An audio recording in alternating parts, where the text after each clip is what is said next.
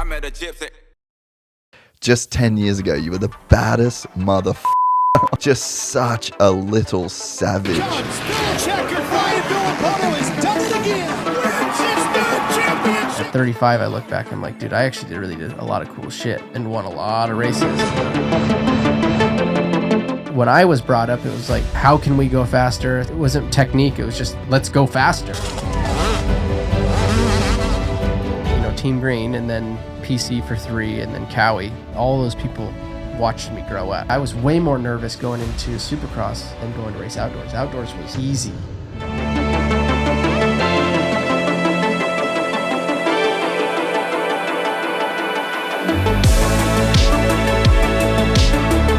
Athletic Greens is not only an all-in-one formula, it's also the first healthy habit that starts every single day. Whether I'm at home and scooping it out of my big green pouch or on the road ripping open a travel pack, the first thing I do each and every morning is mix a scoop of AG1 into about 10 ounces of water before I get on with my day. The main benefits for me are digestion, energy, and my skin, nail, and hair health. As far as my digestion goes, the probiotic effects make sure that I'm very consistent. This reason alone is enough to consider AG1. Try AG1 and get a free 1-year supply of vitamin D3 K2 and 5 free AG1 travel packs with your first purchase exclusively at drinkag1.com/gypsytales.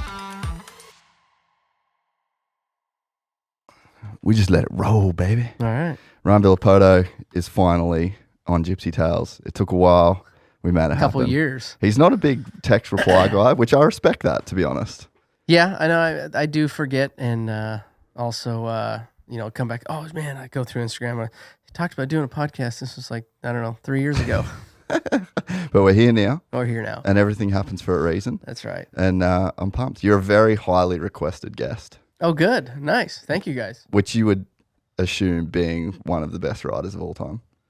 Yeah, yes and no. I mean, I'm sure there's some people out there guys don't want to listen to. Yeah. I don't know. AP, not one of them apparently. No, the cowboy. No, it was good. So let's just start this off with a weird question. Have you ever read any studies on redheads not feeling pain? No, I have not. So redheads account for between 2 to 3% of the global population, but have maybe 80% of the motocross and supercross championships. Yeah, they were a good record there. Myself, Ricky, Timmy, Trey. Yeah. I'm sure I'm missing a few, but yeah. I mean, we're good, I guess. We're also going extinct. Are you really? I don't know. Well, just get to breathing. I need to actually turn these other lights off. Sorry. I forgot about that. We're back. New studio things.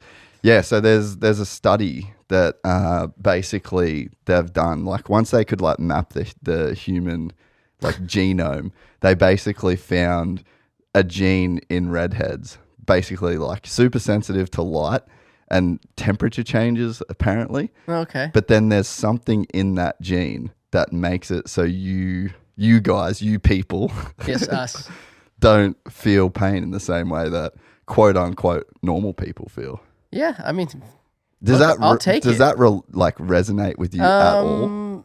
No, I think I am tougher than some people. It makes sense. But I also think there's got a lot of people that are a lot tougher than I am. So, I don't know. I mean, that's a good stat to have next to us. Yeah, but I find it very strange, and I find it to relate to motocross quite well because it's not like you're in excruciating pain when you're racing motocross. Yeah. But there is a pain threshold that you would have to push through, like mid-moto, 3. I mean, I don't fucking know. I kind of suck the whole time. I think there's a lot of sport, for instance, racing the Tour de France, right? There's some guys that just can push and keep going and push through that threshold. I think I was one of those guys that, I could most of the time do it. I mean, there's lots of races out there that I flat out got tired or, something happened or whatever that was fully on me. Yeah, but I think it's just very interesting that motocross has these champions. Like, you think about Ricky, 10 years. You had, maybe 6, 7 years? 8 years. 8 years of just winning basically everything? No, 8 years was my career, but yeah. Dude, that's actually a very short career, really. Mm-hmm. Yeah, when you actually go back and look at it, yeah, from 06. Yeah. I did the last 3 of 05 nationals. And then 06 was my first year. Yeah. And then I was basically retired. 15, I did 3 races, but 14 here in the States. Just show up, blow up. And then was out. Just peace. Get the cash, get the girl, get out. Try to. It was good though, but short when you really look at it on paper. Yeah. Do you think now about that, like that you could have gone longer? I think you've probably spoken about it a bit, but yeah, you just dipped pretty quickly. Yeah. No, I think I could have done a couple little things differently to potentially prolong, extend my career by maybe 2 years. I've been vocal about it. Definitely switching teams. Yeah. New faces, go to learn learn a new team, and vice versa. Have the team learn me, but also switch at 2 or 3 years makes a huge difference, in age and in maturity. So I would have went to a new team, let's say at 25 or 26 ish, 20, 25, 24. Yeah. Depending on when that would have happened, I think that's way different than staying where I was from basically, Team Green and then PC for 3 and then Kawi. All those people, basically watched me grow up. So the relationship a little bit different. No matter as I come up and I'm, the top dog on the team, they still look at me and I don't, even Big B now, the truck driver there, like we have that relationship of like I'm the kid and he's the adult. So going to a new team at 25, I think that mean your mentality would have just been different. Your maturity. Massive. And it's funny you say that. Like, so the 2 dudes that work for me, they've worked for me since they were in high school, and then they've never had any other jobs. Like, they just worked for me after school, and then I was like, cool, when you finish school, you got a full-time job here.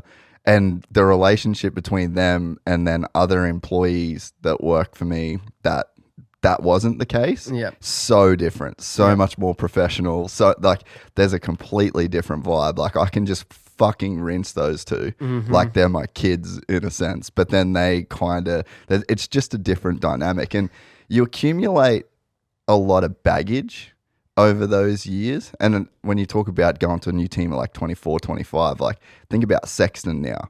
He would have had a lot of baggage at Honda. Just the fights that, the blow-ups that you kind of stay in the back of your mind, and the shitty things that might have been said that you kind of don't forget. It's like as you get older, I'm sure he's going to KTM and there's mental notes like, I can't talk like that. I can't say these things. Like maybe try and just treat things a little bit differently. And it's like would allow the relationship to flourish in a different kind of way. Yeah. Different, just a different angle, call it. Like I said, those are same thing. He was at Honda for a very long time, and a lot of those guys, he was young coming up, 16, 17, 18, those early years, and that's how it was for me at Kawi. So I think, switching at mid 20s there, I think that right there would have been also would have helped, I think, but also who would have said could have kept going on a different, I know I could have went on a different manufacturer for sure, but could I have done 4 in a row? Yeah. Learning a new team, they got to learn you have to learn the new motorcycle. There's a lot of new and changes so would I've went 4 in a row? If I would have potentially changed in that timeline. Yeah. And so Weege brought this up on the show the other day. I don't know whether you saw the clip. I've never watched the show, but I did see the hot take clips that were out there. Yeah, so he made a really good point, and everyone was so quick to blame Aldon. Yes. Because you could see... I sent it to Aldon. Oh, did you? Yeah. What was his take on that? He really liked it. Oh, okay. Yeah. Yeah. Because we've had that talk, of, when things were... Yeah, when he basically was getting blamed for everything, these guys retiring or... get the burnout and all this other stuff. Yes, have things changed and has the training changed? Yes, and I know he's changed with that, but it comes down to, living inside, winning 4 championships in a row, like I did, MC, Ricky, Dunge, all those guys going back to back. That's the really hard part, and that's what we don't have currently Mm-hmm. and years, consecutive years, because that's the hard part. Yeah. And man, that's why Weege is one of the best. Like, that's why Weege is the best, in my opinion, because that take is so good. It's so wise it's and nice so to smart. see that out there, not coming from like myself or, and maybe in an interview I wouldn't have been able to articulate it in the and same portray way. that and say those things that way, But now when he hit the nail on the head, in my opinion. I mean, dude, you get so fit on the road bike and in the gym and on the motorcycle, like. And we don't. Yes, we ride a lot, but like that's not that wasn't really necessarily the burnout part. That's just that sure, you get burnout on man, I don't want to get up and ride my road bike today or whatever. But adding the racing on every single weekend, that's the hard part, and then being in it for 17 rounds for a championship. Yeah, it's just that the mental.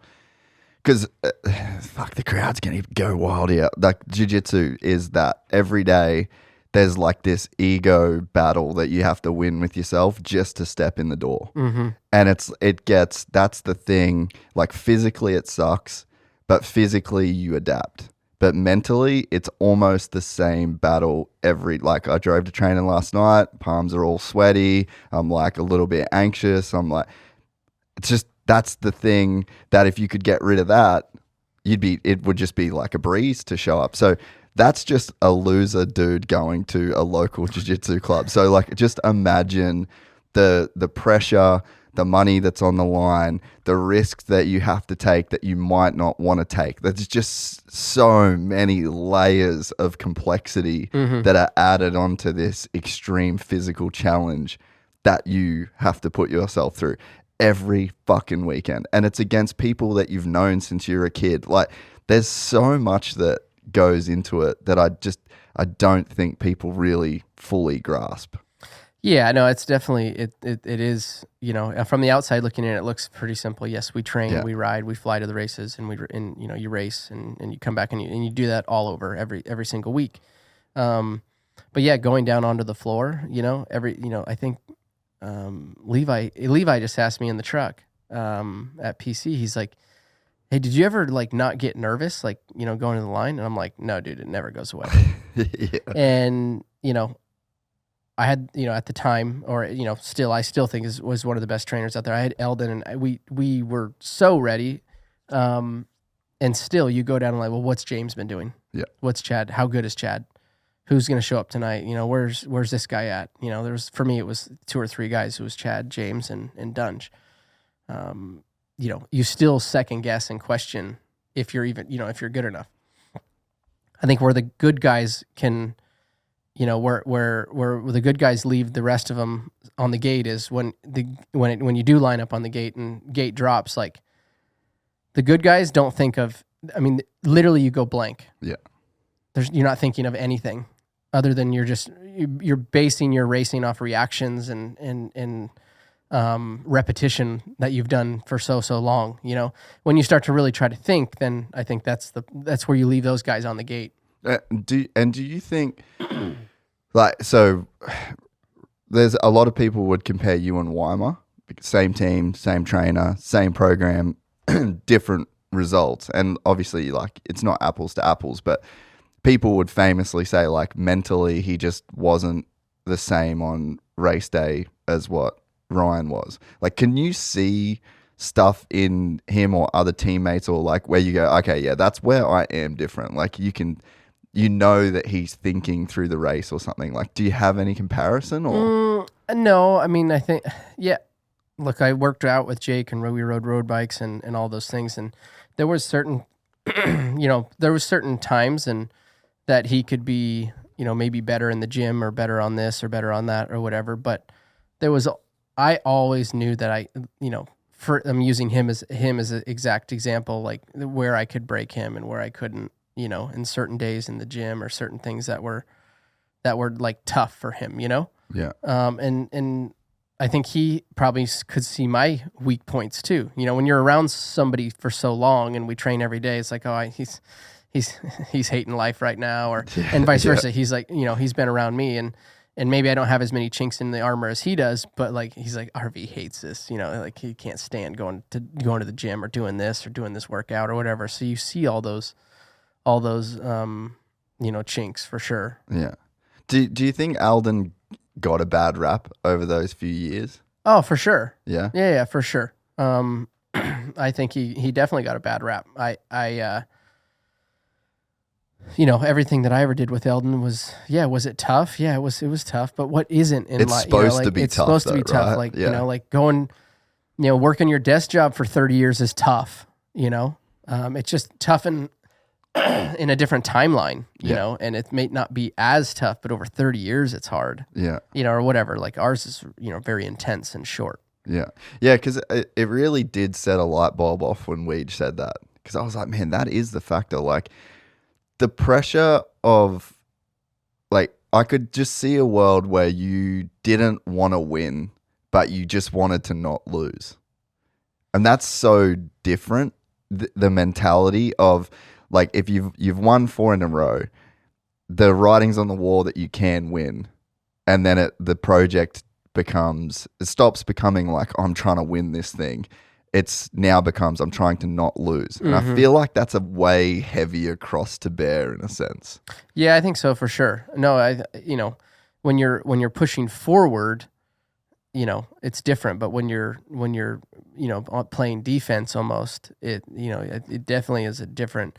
And I don't know why we play, and I'm speaking for myself. I don't know why I played that position more of the defense. Like, it's just, I think something that, after a while, for sure, I know if I would have lost maybe year 2 or 3 or whatever, or that, the fourth one, potentially, I don't know about the fourth one because my head was pretty far out already of being done, deciding to retire. But if I would have, not done 2 or 3, potentially that could have changed the trajectory of my racing career, maybe a little bit longer. Yeah. Yeah. And I think the bike change is massive too, because it does set up a whole new set of kind of parameters and things that you've got to like work on. And I guess like when Eli switched to Yamaha, that expectation of just like going on winning probably wasn't there in the same way, even though I think the strategy is different. Like, hey, we're new bike, new team. We got to start off, not slow, but like, let's be in this championship fight at the very end instead of like, coming into Anaheim 1, like, oh, here it goes again. They're all chasing after me, they were still chasing after him when he changed, but from his mind, he's like, hey, this is a long series. I need to figure this motorcycle out or figure the team out. Let's, we need to get our feet wet first before we go out and just blow the doors off everybody. Yeah. And if it happens right away, great. If it doesn't, I'm here for the long haul. So it's a different way of approaching the like race. A different way of playing the same game almost. And it just is like a completely fresh take on the same game in a sense. Mm-hmm. So did you ever have any offers of teams and like to stay? I had an offer from Honda. It was, money. And it ended up not working out because the money was just too far off. But it was... I don't know if they didn't think I would actually leave or what, but it was that pretty much that was it. I stayed at Kawi because they were really good to me too. There wasn't anything better. Yeah. Yeah. And I guess the bike probably plays a bit into it in a sense too, because I just was watching highlights of like your career highlights, and that bike looked from year to year to year, it just looked very set up for you. Like steered with the rear wheel, like that style, like your style, the style of the bike. And it seemed like that style stayed with Kawi for a really long time, like the way that they like to set up the motorcycle too. Yeah, so I jumped on it after James. So I came off of it and got to ride James's, How was that? I was super new, obviously coming from a lights bike and coming up. Dude, I jumped on it. Yes, I made changes. When I did the first like test ride on the bike when I was still lights, I got to ride the 450. They set it up, with my bars and similar suspension-ish. Different, guy did it obviously and prepped it. But I was able to just jump on it and it felt like my 250. So, but that being said, if you were to take a showroom bike off the floor, like we had to change a lot on that motorcycle to... it was just the trait. James had it kind of low, also low, stiff forks, low in the rear. Yeah. Subframe was always cut. we're both not the biggest guys. So when I came on, it was the same thing. We'd cut the subframe. We had to do a lot of things to get it because it was really stink butt, really high in the rear. It was like unrideable for me. In like stock form. In stock form, yeah. So we had to do a lot of, little things. Nothing crazy, but like cutting the subframe, shorten the shock shaft by like 1 mil to get it to where we wanted it. Jake didn't like that bike. Really? Yeah. He said it was the worst bike he ever rode. Damn. Yeah, I haven't spent that much time on Kawis. I had one Kawi 250. Now, this is obviously a long, long time ago. And it's a factory bike too. Yeah. Like, they're very different. But yeah, I had one Kawi, broke my wrist on it, and then I moved to a cold climate, first time ever. I'd like basically grew up in Florida, moved to this place that's like fucking Minnesota in the winter kind of thing. Didn't know that you had to warm a bike up the way that you did. Just broken wrist, and then literally the same thing happened. Like my second ride back, broken collarbone. So it was a media bike. I just left it in a dude's shed. I don't even know what ended up happening to it. But perfect. Never really was a Kawi guy. Yeah, it was a like. And look, I don't have anything else to base it off of. Yeah. So I didn't ever ride anything else. But Jake went on after that to ride multiple manufacturers. Yeah. Kenny's 450 or, at Saquon when it was Saquon, and rode that. I think the MCR Honda, a Kawi that Mitch built.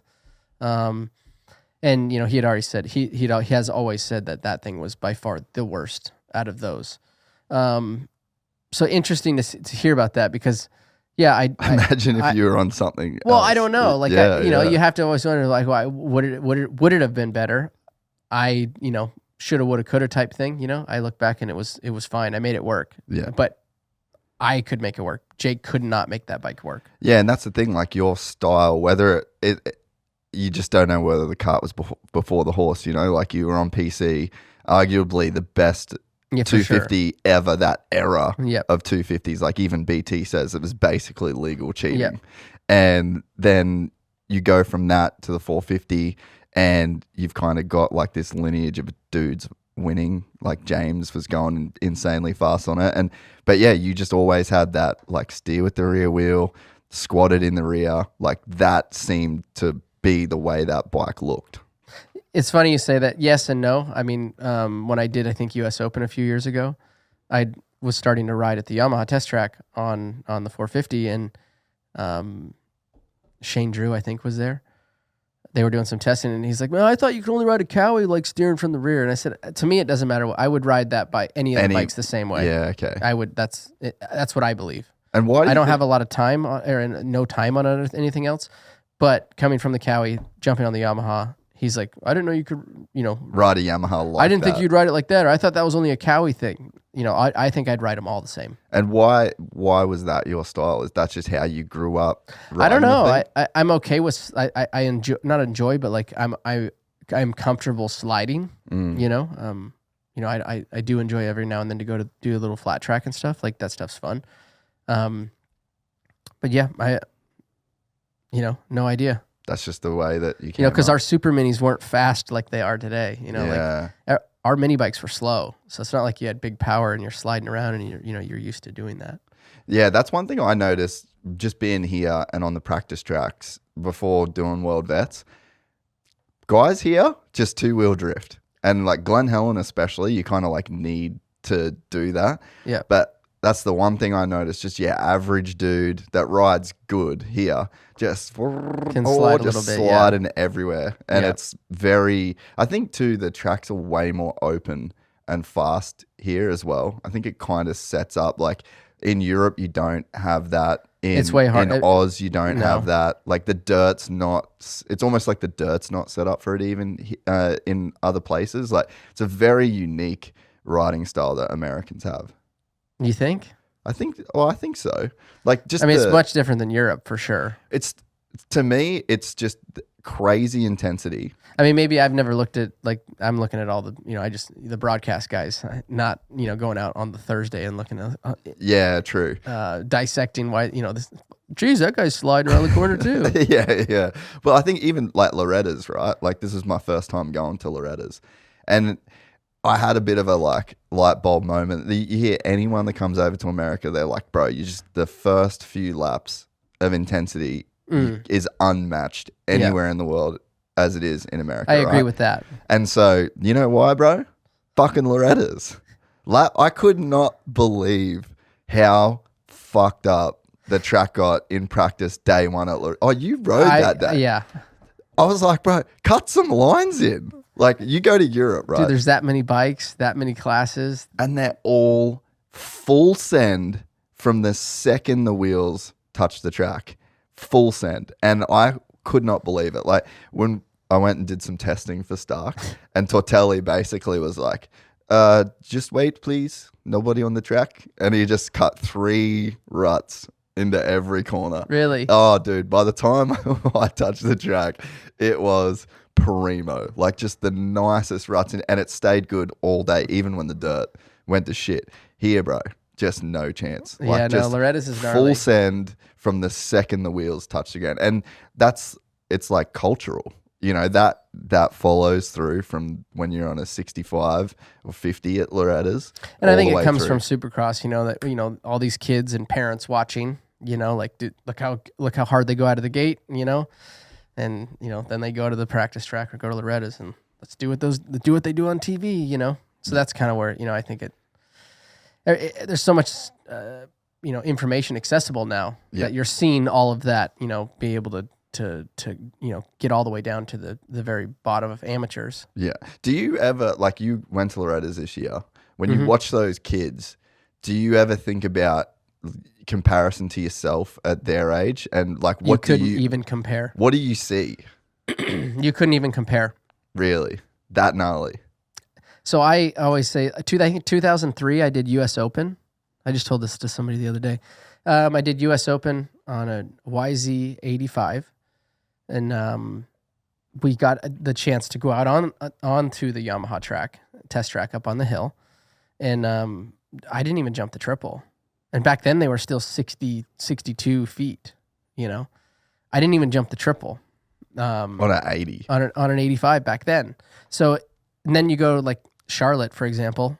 We had the 65. We had 3 65s jump the 72-foot triple or 75, whatever the hell it is. It's longer than it used to be. And you had a 65 kid jump it. That's 10, 11-year-old kid. So compare, you can't even compare that, where the AM kids are now compared to when, like myself and Alessi and Chisholm and all this, older guys now, different era completely. But you think about even what like a company like Verb did, like Verb Moto, every national, every AMA national, every AM national. So think about all the kids that grew up watching people send. And like you wouldn't, I'm sure, like, did you have much to watch when you were a kid? No, it was VCR, so you'd have to, there was no record or anything. When my kid's age now, 7 years old, my kids can get on YouTube or, and they're always watching, moto stuff or something like that, but yeah, no, if you didn't watch what was live on what was it? I think Speed. Yeah. Or ESPN at the time, you could watch, obviously it was a day later too. It was always the next day. Yeah. But yeah, you had to record it of some sort on a VCR, so that, it wasn't accessible like it is today. And think about like watching James scrub, but the day it happens, instead of it just being like the Garth Milan iconic photo, and then having to like reverse engineer in your head what the fuck was actually going on. It's on Instagram. And I think that's why you've seen the evolution of our sport, really speed up a lot in the last, I'd say 10 years, And you think it has? I think from the amateur, not our professional guys. Yes, I think we've all gotten better, but on a lot slower and a lot smaller levels. Like, yeah. Because it's harder to make gains at the top. I can remember going to Loretta's, and it was like, I would say like we didn't even know how to pack a gate. You know what I mean? And now even when I left Loretta's, like we wouldn't. It still wasn't like how the top guys were doing, the pro guys. I go to Loretta's now, and most of the time, 9 times out of 10, I can pick 10 gates out. Like, okay, this guy knows what he's doing. This guy, it's very accessible now. There's so much information that you can get. Where we were learning it, getting it real from time. Lance Smale or Jay, some of these guys that raced, local pro and that didn't, went in and raced some stuff, that qualified for 3 Supercrosses or whatever, until you, I guess eventually you work your way up. So that's why I think it was harder then than it is now. It's still unbelievably hard. Like I'm dealing with it now with my kids. Yeah. Finding places to ride at their levels right now, because they're not. I won't put them on a big track by themselves, right? So just finding places to ride and going through the process of all what my parents did and the parents today that are doing. It's very hard, but I think getting them to learn and being able to watch things. A lot of these kids learn by watching. Yeah, yeah. I think that's why you see a 50 kid being able to scrub now. Yeah, yeah. It's so video games and watching. Tons of videos of how they're doing it when they're leaning the bike over. It's like, and some of these kids, let's be honest, they live on YouTube. Yeah. Right? Live on YouTube or live on Instagram. Yeah. At a very young age, which I don't believe in, but when it comes to them looking at information, how to scrub, how to do this, whatever. Just watching it, just the sick videos that are out there. I think that really helps. Yeah. It's funny, like when you go into other sports, like golf, for example, the average Joe, if you really want to get good at golf, you can get good at golf so quick and so easily through, like if you study hard and put in like a lot of effort and obviously like you have to put time into it as well, but it's like the information is a cheat code. And like jiu-jitsu is another great example. Like I started that six years ago, didn't know shit about other than just like watching stuff off the UFC. And I just went full nerd mode for 2 years. And now I can go to any gym in the world. Yeah. And I know so much about, that's like 10 years worth of actual just being in a gym, getting bashed for 10 years. Like it would take 10 years of real world training, which is what you had to do back in the day, to opposed to 2 years of living on the internet, reading, and watching also doing everything, it, repetition, and doing it. Yeah, like just to videos, right, of how-to videos. You can go on YouTube now and find, 100 decent guys, local pros or whatever. There's you can get them on Instagram, wherever you want to get them. You might have to pay for them, a small amount, whatever.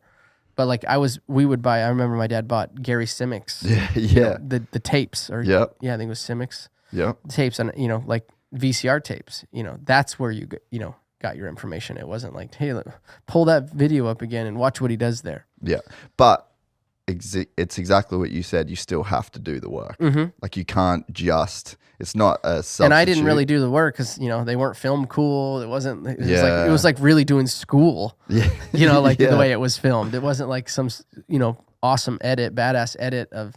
Where you can watch where the guy's feet are, and it's got good music put to it, and it's captivating. Yeah. This was like literally sit down and we're gonna do school. Well, that's my wife's right. She trains, and I tell her all the time. I'm like, if you want to get better, just sit down and watch this video for 8 hours. It is so fucking boring, and you'll want to kill yourself. But I guarantee you that it's like worth a year's worth of training. Yeah. But you just have to like literally do the work. But the information's out there. And I think that's probably one of the cool things about moto is like you can watch old races. It's so entertaining to watch while you're studying. So it's actually a pretty good sport in that sense. Yeah, and you can watch things multiple times. Yeah. Because you're going to pick something up different, the third time watching something versus the first. Yeah. And you could see at Loretta's this year, like I was calling it just the Jett Lawrence effect. Like every kid kind of looked like Jett Lawrence, and it was in August, real time to him getting on a 450. Mm-hmm. Like the adaptation that was taking place was like weekend to weekend. Like people would see Jett jumping over a corner in some braking bumps, and just every single rider was trying to do it. Yeah. And it's like that, just week to week, the sport is evolving that fast. Totally. There's so much information out there. Why do you think it's a bit slower in the pro ranks?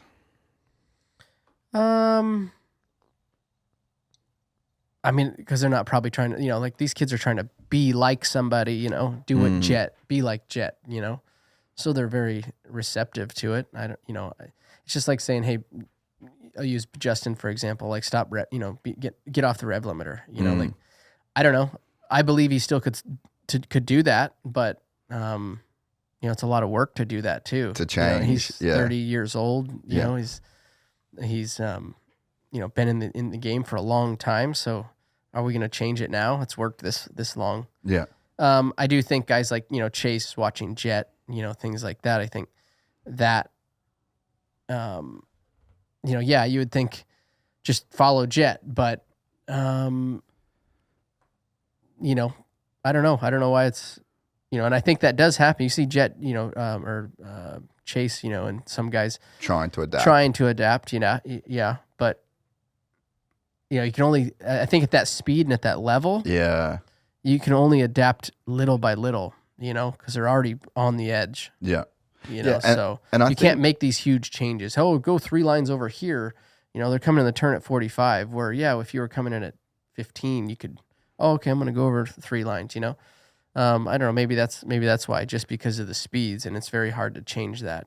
Yeah, and I think too, like Levi's reasoning to leave Star. Like I asked him at the press conference today one, and he was like, "I just kind of wanted to be more on my own program." I think nowadays, when you get to a pro level, it seems almost like the development stops, and you just get into. There's a routine that you have to get into. And a lot of these teams now, like if you go to Aldon's, I mean, you could, I think the Aldon program was in its infancy with you, essentially. It was still like main guy, B guy, kind of, which. That's what it was. And that's probably the move, like it's way more homogenized now, which better facilities, more, it's a business. Aldon is a business owner. And I think a lot of people don't understand that at times too. It's a full business. Huge business, huge overheads. And when, like you said, when it was me, it was me and Aldon. Aldon was training me, he was training Jake, and we had AC. And then we had who was Blake Baggett also. Yeah, he was was on a Super Mini at the time. So he basically, he did not train. He just, Adam, come along. At the start. As it got older, then it changed, right? But it was literally us little 3. Now it's a full business. That was a personal business, just personal relationship business. Now what he has now is a big. You got to answer to people. There's politics involved. Back here there's no politics. It was very simple. Yeah. So and I think now it's like, okay, there's 8 dudes. We got to be here at 8 for the bike ride. Everything changes. You're here, you're literally on a schedule, and that schedule is demanding as fuck. And there probably isn't much time to go, you know what, I'm going to go and hop braking bumps in a rough section for 45 minutes. Mm-hmm. Like that ain't how the shit works at that level. Star Racing, they're like an NFL team. It's insane and awesome at the same time. It's like a social experiment in the sport right now, where they've got like 25 dudes and they're just like, everyone's on a stopwatch. It's all the same, like bang, bang, just scrimmage. Yeah. There's like a dude with a whistle, and that's great for some people. Like I think the Deegs loves that shit because he gets the chance to be the man every single day and like get those mental wins and get that. Like, I feel like he builds his confidence there, but there's almost a problem in that, because if you've got 7 dudes that are scrimmaging every day and 1 dude wins every single day, then it's like great for the dude that's winning, and everyone else is almost like a Yuki, like a training, just a training dummy for like the dude. Eventually they get over it, yeah. And I think that's what you saw with Levi, where he's like, you know what, fuck all this. Like I actually don't really like this way of living and training. And how do you make those gains? Like you would expect to stay a student of the sport forever. And I think that's why Jett and Hunter are so good, is because they've got the dog pound, they've got their own facility, they got their dad that's like extremely focused on the technical aspect and extremely focused on doing things right all the time. And it's less of just like a meat grinder and less of an NFL team vibe, you know? Yeah, no, I think there's times that you kind of need that. Both. That, you know, let's use the star model of having it like that. But yes, I do think there's a time where that kind of stops, and then you go to your next stage, you know, when you get a little more mature, like as these younger kids, like a Deegan, for example, like, yes, I think that's good for him to have all those guys, keep him on his toes, you know, and at that age, it's probably still pretty fun. But once you start getting up a little bit older, you know, like Levi's 22, like, yeah, he probably doesn't want to live on that, you know, like that regiment, that schedule. Not that he's not going to work out, just he doesn't want, you know, hey, we got 8 other guys, we got to be at the gym at 2:00. Yeah. Well, he's like, well, maybe I'm going to go get lunch, you know, instead. Yeah. Well, when you have 8 guys like that, it's very hard. You can't then you can't cater to one. But back to was Aldon, I'd be like, no, Aldon, you know, I got to run an errand. All right, well, we're doing gym. We'll change it to 4:00, you know, or whatever. It's very flexible with how it, you know, how Aldon had it set up, or, you know, but like Aldon has it set up now and how Star has it set up. Yeah, it's more of the cookie cutter, and I think it's really good for those guys. But eventually, you got to kind of, I think, you branch away from that. Yeah, because or at least have, if you still want that same style. Not with 8 guys. Yeah. Once you start getting up older, you know, and in the 450 class, you don't want to be in high school forever. Yeah. Essentially. Yeah, and it's just that gym mentality where every day, like, because it gets the one thing this is the one reason why I never fucking work for anyone in my life, right? If I don't want to be around you, I ain't gonna be around you. Yeah. And whether you're my boss or my coworker, I've just set my life up to where I'm around the people I want to be around. I interview the people I want to interview, or my friends are the people I want. Everyone else, fuck off. Yeah. I'm not interested in being around you. No one can make me. Yeah. And that's not the reality of like being a 250 rider on Star Yamaha. Not right now. You know, and it's like that's a good thing and a bad thing. Like maybe it's not the best to have that much flexibility in your life where you never have to deal with someone you don't like. At that time in their life, right? Yep. At that, you know, in that current situation, I think structure is better early. Yep. You know, so I think that's good.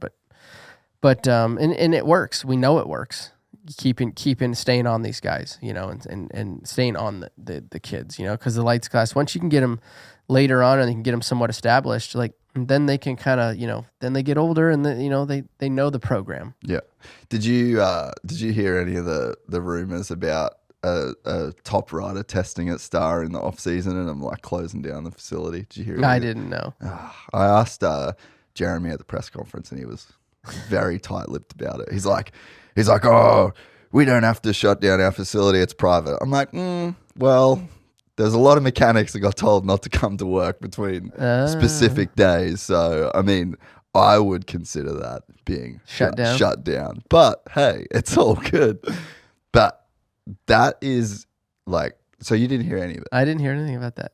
This last, like... Yeah, like this off-season, which was, it seems crazy, but like a top rider went and tested there that was like already signed to another. Yeah, so, but... That shows they don't give a fuck. Like, and they are so not desperate to win, but like gnarly about the best dudes. We're going to like, we probably haven't, if like, let's say that's true. And it was a top tier rider that was already signed that went to another place to test a bike. Like, yeah. That is just a gangster way to go about business. Like, have we seen that? Like, no, that's pretty aggressive, and I like it. Yeah, I mean, even Coop's deal was aggressive. Was, you know, kind of, you know, that really hadn't necessarily happened like that. I'm sure maybe one other time, but not at this current era. Yeah. You know, switching or, you know, being mutual agreed upon, and then, you know, kind of mid outdoors, and then, you know, end up on KTM. So. That paid off for Coop massively. Yeah. He's crushing it. Like, yeah, you know, and just it's that perfect, you know, moving to the next team. And I also think Coop's had a couple, you know, he's struggled the last couple of years. So, and I think he's also changed his mentality. His head's in it more, I believe. Yeah. And also he's got a new team, new surroundings. it's that baggage, right?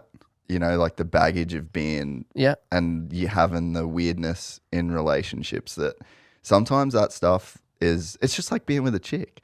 Like sometimes you get with a chick and it's like a small thing and you're like, I'm fucking done. Yeah. Like it's gone. The feeling's gone. Yeah. You're great.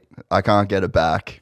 I'm sorry. I'm bad. Like that's real. Yeah. Like sorry, but you take that. You can have the TV and the couch. I'm keeping the dog. Let's do our thing. And you just get to that point with people, you know. But crazy the payoff for him. Or I think already it's paid off pretty massive for him. I mean, he hasn't started a season like this and I didn't expect it. You know, I wasn't expecting it to come out like that. No. So that's why I said I think yes, he's on a new bike. Yes, he's on a new team, or not a new team, but back at a team that's familiar with him. But I think his head's actually in this too. You know, not that it wasn't before, you know, when he struggled, you know, the last 2 years, but he wants to really win, you know. Yeah. He's fighting for the wins. Yeah. Let alone if it comes to him, he takes it. But if it really gets too, you know, tough, you know, that's when I think that's what I see the difference in. Yeah, and even in the press conference the other day, like there was an energy about him that I was like, fuck, all right, you know. And even at the end, everyone was wrapping up, and he just grabbed the mic and he was like, I want to say this about AP, and that I don't know. There's just like a level of energy that it takes to be that guy in a sense, you know, like it was 10 o'clock at night. They just did a mud race. They were soaking wet. Like it's literally just still had wet, muddy boots on. And it's like, you could want to just peace out from that situation so quickly, which is what most people have just done forever. Most of the time that's what it is. Yeah. And I don't know. It was just to do that, to say that, it just seemed like a very, like big brothery type of, like a dude that's very comfortable in his skin, wants to be there, is there for the right reasons, knows the reasons that he's there. I don't know. That was like a small thing, but I feel like it kind of just spoke volumes about like him as a dude right now. And I was like, ooh, I kind of liked it. Yeah, no, I saw when he congratulated AP, so that was cool, you know. And then, you know, the AP stories, but. No, I think I haven't seen him, you know, like I said, like this. So I think he's in it for the long haul. And riding good. Yeah, he's, you know, starting off he was quick. He had, you know, he was spunky. And yeah, we have had two mud races, right? So really, like the season's almost like it hasn't started. Weird, you know, like it's you know, we had a great Anaheim 1. But Anaheim 1 is always Anaheim 1. Guys don't really always show up like they normally are in the season. Yo, Eli didn't even race it. You know, it wasn't a very good finish there. But yeah, I think he's gonna be good. Yeah, he's gonna be good all year. I can't believe like the Paris coupe to the A1 coupe. And everyone was saying he lost like 25 pounds like a month before the series. Like he just went, all right, I'm fucking ready. All right, let's go. Just straight Kenny Power shit. Just first pitches in a month. Let's go. Yeah, I didn't get to see a lot of the Paris stuff, but yeah, he looked. I'd say 8-10. You know, he definitely looks better, and he just looks like he's ready to race all season. Mentality's changed. In my opinion, his head is more in this. He wants to win this. What do you think, like, if you had to speculate on where he was and where he is now and, like, the factors, like, if you put yourself in his mindset? I don't really know. I don't know Coop that well. But I think, you know, if it wasn't working over at KTM, they obviously started to butt heads. You know, I'm reading between the lines. You know, you don't go from a mutual agreement like that if everything's halfway decent, right? Yeah. So clearly there was some discrepancies, and you know, people were unhappy, and you know, I think that baggage, you know, like just don't want to be here anymore. Yeah, you know, and moving, and that was enough to, like, you know, relight his fire potentially. Yeah. No, it makes sense, and like you'd hear. I heard like stories through the outdoors. I can't remember whether it was, I think it was the first year they had the new frame, where he basically just went and bought a stock motorcycle and took a stock frame to the races. So he was like, no, I want to race this particular bike. Like it's pretty bad at that point if a dude is going and buying a... Well, you can't, right or wrong, if he was, whatever the case may be, you can't do that to the factory, right? Like no matter whatever you think you're going to achieve out of it, they're going to look down on it. It's just driving a wedge further and further into the... like I've heard, they're all just stories, but like, Chad bounced around a lot. You don't want to, you want to try to burn the least amount of bridges as you can. And I think if that was true and you went out and did that, like allegedly, yes. If that, it's not a good look. Yeah. The team's not going to be stoked. Did you ever have any times where you were really fucking off the motorcycle? I mean, I think it was... Was it when they went to them air forks? No, it was outdoors. I want to say, well, I know we went 1-1 at Unadilla when we changed the frame. So I don't remember if that was 2011 or 12. It was early, but I could win. I won a lot of the first motos. It was racing Dungey, close with Dungey. I won a lot of first motos, but like I couldn't make it a second moto. I'd get second. Like I'd get tired, flat out tired. And then Unadilla was coming down close to the, closing out it's the like series. The business end of the season. And we had the opportunity to ride a new frame that was homologated. It was that late in the year that they had the 20 or whatever year it was. Yeah. 2013's out or 2012's, whatever it was. And I flew back out from Florida, which normally I never come back out west after that. Once we're in the full swing of East and outdoors, we stay back there. So I flew out, did a full couple test days out here, and immediately, like I rode through the parking lot, and I could feel a difference with the motorcycle and rode it. And that went back to Unadilla, and we went 1-1. That was the first time I had won the second moto that year. So, but yeah, I was never one of those guys that came in and would destroy the motorcycle in front of everybody and say, we need to fucking do this better and blah, blah, blah. The bike's shit. Like I would say the bike was shit to the guys, but in a nice way. Well, I would say shit, like, dude, the bike's just shit. We need to get it better. Yeah. But that's like, we need to get it better. Yeah. Like, let's rally, let's go. We need to figure this out. Yeah. Coming from more of like a leadership angle. Yeah. It's not like this thing's shit and you guys need to figure it out, or I'm not riding this thing. Yeah. I totally could have done that year. I mean, I think that same chassis, I don't know if it's the same year, but like Nick was a fill-in rider for, I think, me maybe. So it might have been the next year or whatever. And he would run one shock first moto and run a completely different shock the second moto. Really? Yeah, because one was better at this, and we really struggled with the rear of that motorcycle for quite a while. But once again, I never came back in and was like, just laid it all out on the line and put it on them. It's like, we need to get better. Yeah.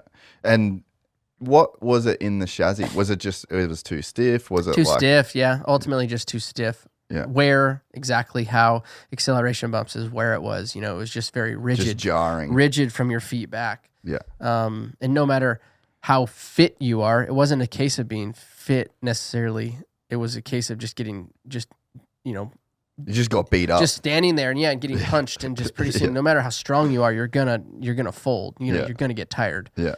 And that's what it was with me. It's funny you said you could feel it in the parking lot. I did the swap shootout this year, and like I'm slow, like you've seen me, I'm not very fast, but I love the whole like testing and all that shit.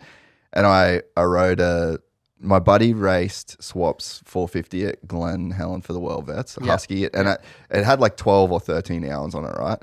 And so I rode that at Parla for one day, and then I rode at the shootout. I hadn't rode a 450 in ages, so I was like, I'm just going to go ride this bike. Rode the shootout, rode the Husky first because I was like, that's the last bike I've ridden. Got on a new KTM, and I literally rode it like up the hill at Kahia to just get onto the track, and there's like bumps and rain wash out. And I looked down at the hour meter, and I was like, this thing's fucking brand new. And I looked down, and it had 2 hours on it. That you can definitely feel. And so I said that in something, And I had all these comments of people just flaming me like, there's no way you can feel that. And I was like, no. Bro, it's just a feeling. Especially with a big change like that, like a full chassis change, if it's stiffer or softer. And one's got 12 hours. Yeah. And one had 2.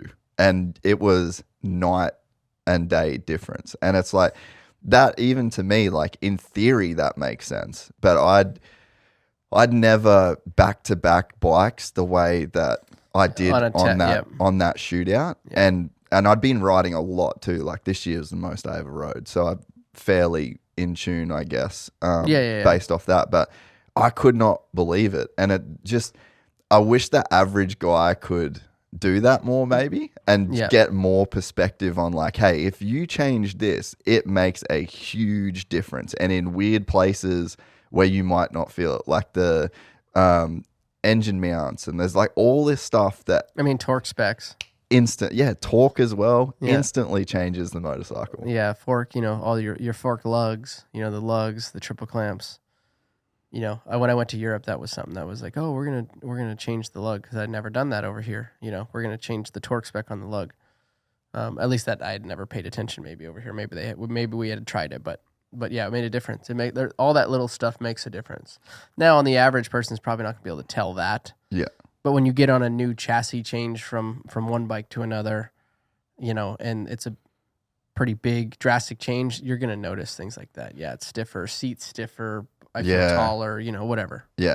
Yeah, I did. I had Sleater I did a 350 build, and I had Sleater like test it with me. Yeah. And I'd never really done like suspension testing as such. And he was like, okay, I'm not going to tell you what I changed, just go and ride it. And dude, I did like 3 laps, and I came in, and he's like, all right, what'd you feel? And I said, I feel like my seat foam is stiffer. And he's like, that's crazy. Like that. 2 clicks on the high speed on your shock. And I was like, holy fuck, that is insane, the difference. But I think the average guy probably doesn't ever do it. Well, I think you also have to like start to think that way. Like notice changes, like, make it a priority, go out and learn the changes too. Like, and some tracks are easier to make those changes, to feel the changes. Some you need to go drastic. I always tell people like, somebody like, for production stuff, it's like throw 4 clicks at it. If somebody asks me at like the local track or whatever, well, what do you think about this? Like, well, throw 4 clicks at it instead, like we'll do 2, our stuff's different anyways, the factory stuff, but I write production stuff now. So I'll go 2, whatever. But I would tell him like, go enough to where you can feel it, and then you can come back, you start to learn it. If you just go 1 or 2, you're never going to notice the difference. Yeah. Yeah. When you were hanging out with Casey for that period of time, was he good with that stuff? Yeah. I think he was. It's Casey. It's been a long time since I've talked to you, so maybe we reminisce about this stuff. Reminisce. So,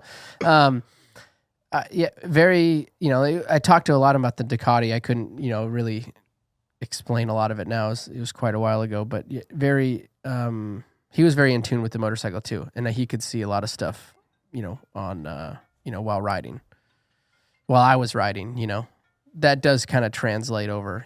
Like as you watch somebody, you can know, especially on a motorcycle, because it's so much. If I were to go watch road race, they only have this much travel. Yeah, we got long, and so I think it's somewhat a little easier for him to be able to look at a motorbike. So that was Casey Stoner, by the way. Yes. Well, I didn't say his last name. Is there a reason why you're going so far out? Do you not want to be in the camera, or like? Am I not in the camera? Oh, I just keep leaning over this way. There we go. I'm back in.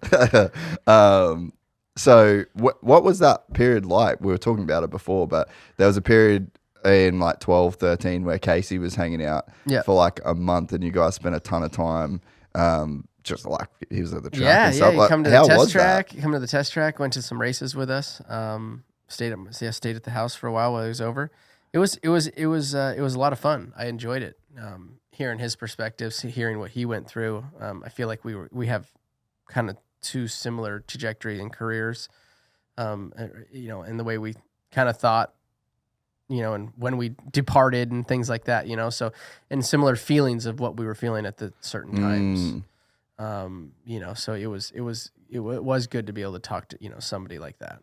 Yeah, because he had such a crazy, unique career, Yeah. you know, and like talk about a guy retiring early, you know, like it's funny too when you see there's some athletes that are so down with all of the things that come with being a professional athlete.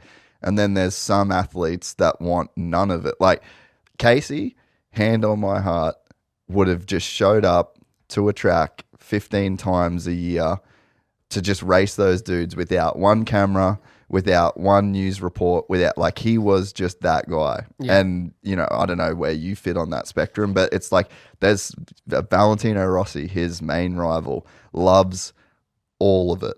The 360 degree of being a superstar, being an athlete, being an entertainer. I've always kind of said that. I said there's some people that really like the limelight and like you said, like all of it. And there's some that only like, you know, a few, you know, bits and pieces of it, or, you know, pieces of it, you know, maybe not the limelight, but they love the racing. Yeah. Yeah, I could totally see, you know, that was Casey for sure. Where'd you fit on that spectrum? A lot like that, you know, like I like the racing part and, you know, I've learned to be better with it now. I'm more of like a one track, you know, mind type person where when I'm engulfed in, I'm in that, you know, and that was the racing side. So I looked at that. That's my job, not, you know, and I could have done a better job at, you know, influencing the fans and playing that part, because, you know, I think Jett's doing a great job at that. There's a lot of guys that have realized, you know, now I wasn't the guy, Dunge wasn't the guy, you know, James was, I wouldn't even say that the guy. I don't think we didn't utilize Instagram and the fans and the character that you can be. AP, perfect example, you know, like, I believe that's AP, but he's also he's hamming it up. Yes, he's bringing it up, and he's even making it a little bit bigger than what it is, let's say, for the fans. I think that's something that we need in this sport, you know? Yeah. That's what we missed. And why did you miss it? I don't think we knew how. I don't think we, you know, we also, I think it was maybe it was more or less looked down upon. Like, you're not doing your job if you're doing that type thing. And I know it's still the same way. You're paid to go out and win races and, you know, and do well. But also there is a huge fan following now of even if you're not the winner, like AC's got his, you know, big fans, and he's got all his, you know, for example, like he's had a rough year, you know, with his arm, dealing with all of that, you know, I know he's capable of doing better than that, but he's got his fans because he's engaged with them, right? So you have a character, you have a more of a household name. Yeah. You know. Yeah, and I think that, I mean, it's strange to me. It's always been strange to me because only one dude can win. Mm-hmm. Like, so, like, just from a math perspective, like, there's only one guy that's going to be the guy.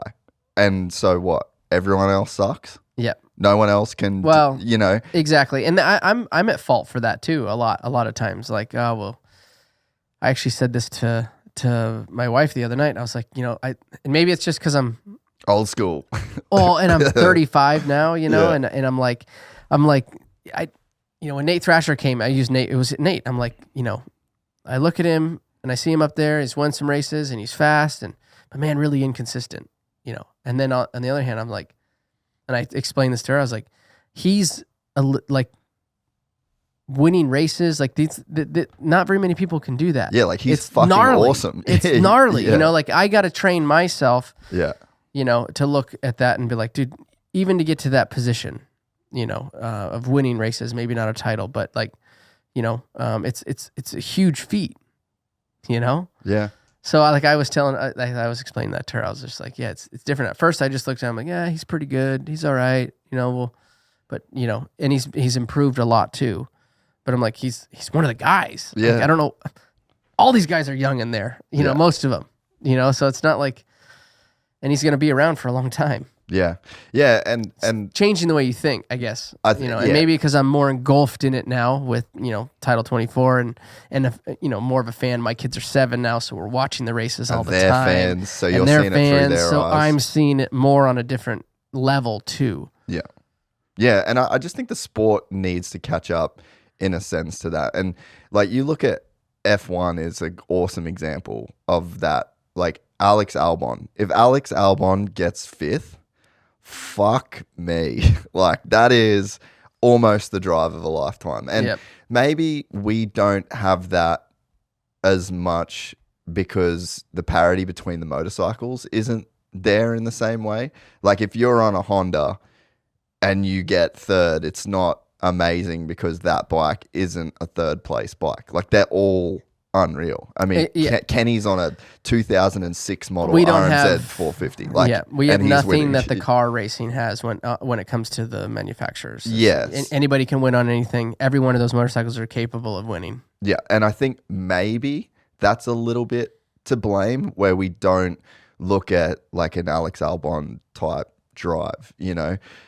But I think we need to, again, realize like if you can get 5th in an AMA Supercross race, you are such a gangster that it is barely describable to the average human being. And it's like, if you look at the way that the sport has evolved, and maybe it'll just naturally change now because of the players involved. Like, you had Jeremy McGrath, you had Ricky Carmichael, you had Ryan Villopoto, you had Ryan Dungey, just 10 championships, 5 championships, 4 like, so we were just used to, like, you guys set this model of, well, there's one guy that's going to win everything for it's been like that for a long time.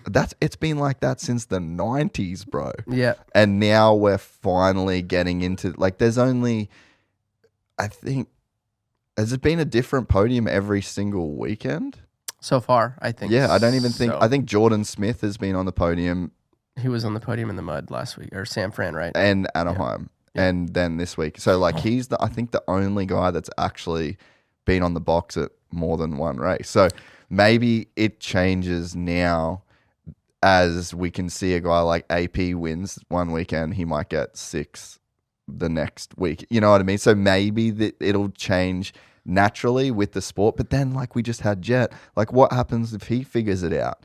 And well, I was gonna say, I think it's gonna change, and you're gonna see those weekends, but you're also gonna cream always rises to the top, and you're eventually going to, and as the season gets on, you know, nagging injuries and travel and all that, guys aren't going to be as sharp, and they will start to lose, and then you're going to have 2 or 3 guys that, you know, that'll be there in the end that are actually in that title fight. Yeah. But I think from the sports perspective, I think we just need more guys making more money, and like more guys need to be able to like be on the line for a longer period of time, and if you know what I mean, and like be valued. You know, and I know it's been talked about, like a drive to survive. Like we need something that shows and goes super into depth, I think, into our.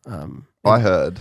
You know, I mean, I know it's been mentioned. I don't know, you know, and is it also the right time to do it? You know what I mean? I don't think there's a better time to do it.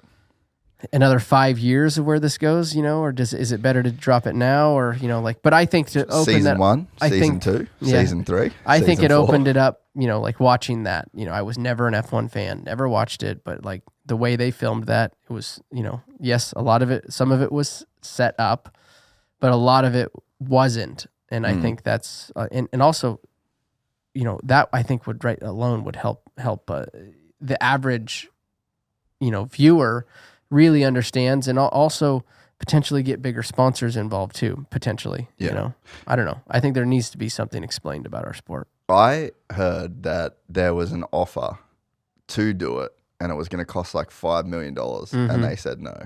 I don't know if anyone else heard that same thing. Allegedly. Yeah. That's what I just heard through birds, you know. So disappointing in a sense. Yeah, I would. Yeah, it's a lot of money. I don't know what their numbers are. I don't know what they make on each stadium. I don't know any numbers, but I do say that I think that would help the sport. Yeah. And investing in the sport, and eventually seeing, you know, if you're thinking long term, you know, which hopefully they are, you know, 20 years down the road, that's when you see, you know, or 10 years down the road, that's when you see probably that investment of that $5 million. Yeah. You know, you really see it back. Yeah. But I mean, the sport has been pretty, like this year in particular, I mean, sellout of day one. sellout at San Diego. Like the stadium was packed and it was pissing down. It was actually, I was surprised how packed it was. Dude, same. But so they sold all the tickets. So like it's a sellout, even though if people are listening and they're like, oh, it wasn't full though. Yes. It's like, yeah, well, some people probably didn't want to go on the race, but they did sell all of the tickets. All the allotted tickets that they had for that race were sold. I don't know what the numbers at San Fran were, but that again was like it looked pretty solid. Pretty busy too in the rain. Yeah. So, I mean, I think like you guys with your show that you're doing, you can see the numbers. Like I can see my numbers. Like we're definitely trending. And when I heard that and again, I don't know whether it's true, but I heard that it was like, nah, we're not going to do it. And I'm like, fucking huge L. Like you literally have Justin Bieber going 24-0. You've got both the series talking to each other. Like you can have already the manufacturers involved, 2 new manufacturers stepping in, Dude. Between Triumph and Ducati. I think they should do something along those lines, but it's got to be good. Yeah. Yeah, well, I think notch. Box to Box is the company that does F1, yeah. And I think that's who they were talking to. These things do take a while to get going, though. So I really do. I hope they do it. Yeah, I think it would make a huge impact on our sport. And we have the stars. Like, dude, think about just go through the 450s. I mean, it's crazy. And then you've got Deegan. Like, have you actually been to a race that Hayden's been at and been to those pits? Paula, did he race Paula last year? But no, not a back east, like what I'm seeing. You need to go. Just make a point at some point this year to just go stand in Star when he like comes off the track or is about. It's fucking insane, bro. Yeah, is. He's another one that's done a good. That's just changing. Yeah, changing the sport too. He literally. So he's in the truck. And as soon as he goes in the truck, they all just start screaming, Hayden, Hayden, Hayden, like chanting. And I was there, I was at Washougal trying to talk to Kitchen. And he's just standing there. And that's why I was like, he left because he's sick of this shit. Like, that's why he left. No, just say it, bro. Like, it's annoying. But we're trying to have this and we kind of just stopped talking. And then it's so loud because they're screaming, dude. Yeah. And then he comes out, and it's like kind of like Europe, Yeah, Europe's crazy like that. It's good to see. I think that's what I'll have to go check it out. But it's very surprising to see that at a motocross track. Like I've been to a lot of events, and I've just never seen a guy get like screamed out of his truck, and just no one else can talk. Everyone just stopped, all right, the mob's going crazy, and then he comes out and they're screaming. And to his credit too, like he's doing it. Like he's playing the part. He comes out of the truck. He signs the autographs. Like he's so good about that role that he's in. And I think that's a massive thing where like I think James could have been a huge turning point in the sport if he wanted to play the role. And I think we got a couple of years of him wanting to play the role. And then it was just like. But it wasn't a thing that we did back then. And this wasn't, Instagram was around just, but to a point, but not like it is now, you know? And I also think that when you are, if Instagram, what it was is today, and we would have realized that back then, right? If it was back then and we had it what's today, like the revenue standpoint is going to make you be that person and be that character. At least it would have for me. Yeah. I would have figured out a better way to do it. Imagine just 50 G's a month coming in off YouTube. You know what I mean? I don't want a camera, I'm not going to do that to my kids. I don't want a camera around my, all the time, 3 days a week, 4 days a week. And then, that's just not me. But when I was racing without kids, it's just me and my wife, like I think there would have been, yes, I think that you could have changed some things but it wasn't available. It wasn't like what it is now. Yeah. But they've realized that and they're capitalizing on that, but it's also good for the sport. It's building it. The content's out there. Yeah. And that's why we have these followers now. Like, like we had followers then, or like people that fans. Oh, for sure. Yeah. But like, now Jett, Hunter, Hayden. Yeah. It's just like diehards. It's a different level. I think so. A little bit. But yeah, I think there was definitely a point in James's life/career where he just was like, you know what, fuck this, I'm out. And he kind of just shut up the gates and was like, nah, I'm done. You know, so I think it does take, but he had to deal with like a lot of shit that the average white racer doesn't have to deal with, and that was very real. I saw a lot of it firsthand, you know. So like I get it as well on like a bunch of fronts, but I think it takes, like, you can have Hayden Deegan level talent and not want to be on camera and not want to do the YouTube thing and not care to engage with the fans and not shout out Andrew Tate and David Goggins on the boat. Like, it takes a certain level of kid to like want that smoke, you know?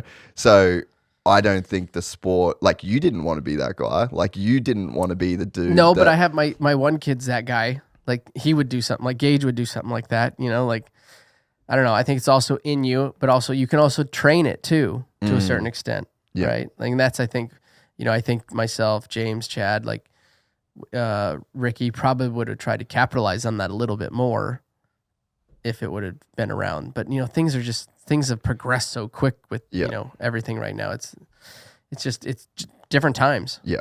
Yeah. And I think that's ultimately what it is, you know, like there's a go back and say, ask Rick Johnson or, you know, MC, you know, like, you know, like, well, shit, we didn't have YouTube back then, you know, like you go ask, and, you know, some of those guys say, where's your old footage? Well, I mean, there's a couple on YouTube, you know, you probably find some stuff, but you're not going to, I mean, you literally probably could find every gate drop I was on YouTube if you really go to search. Yeah.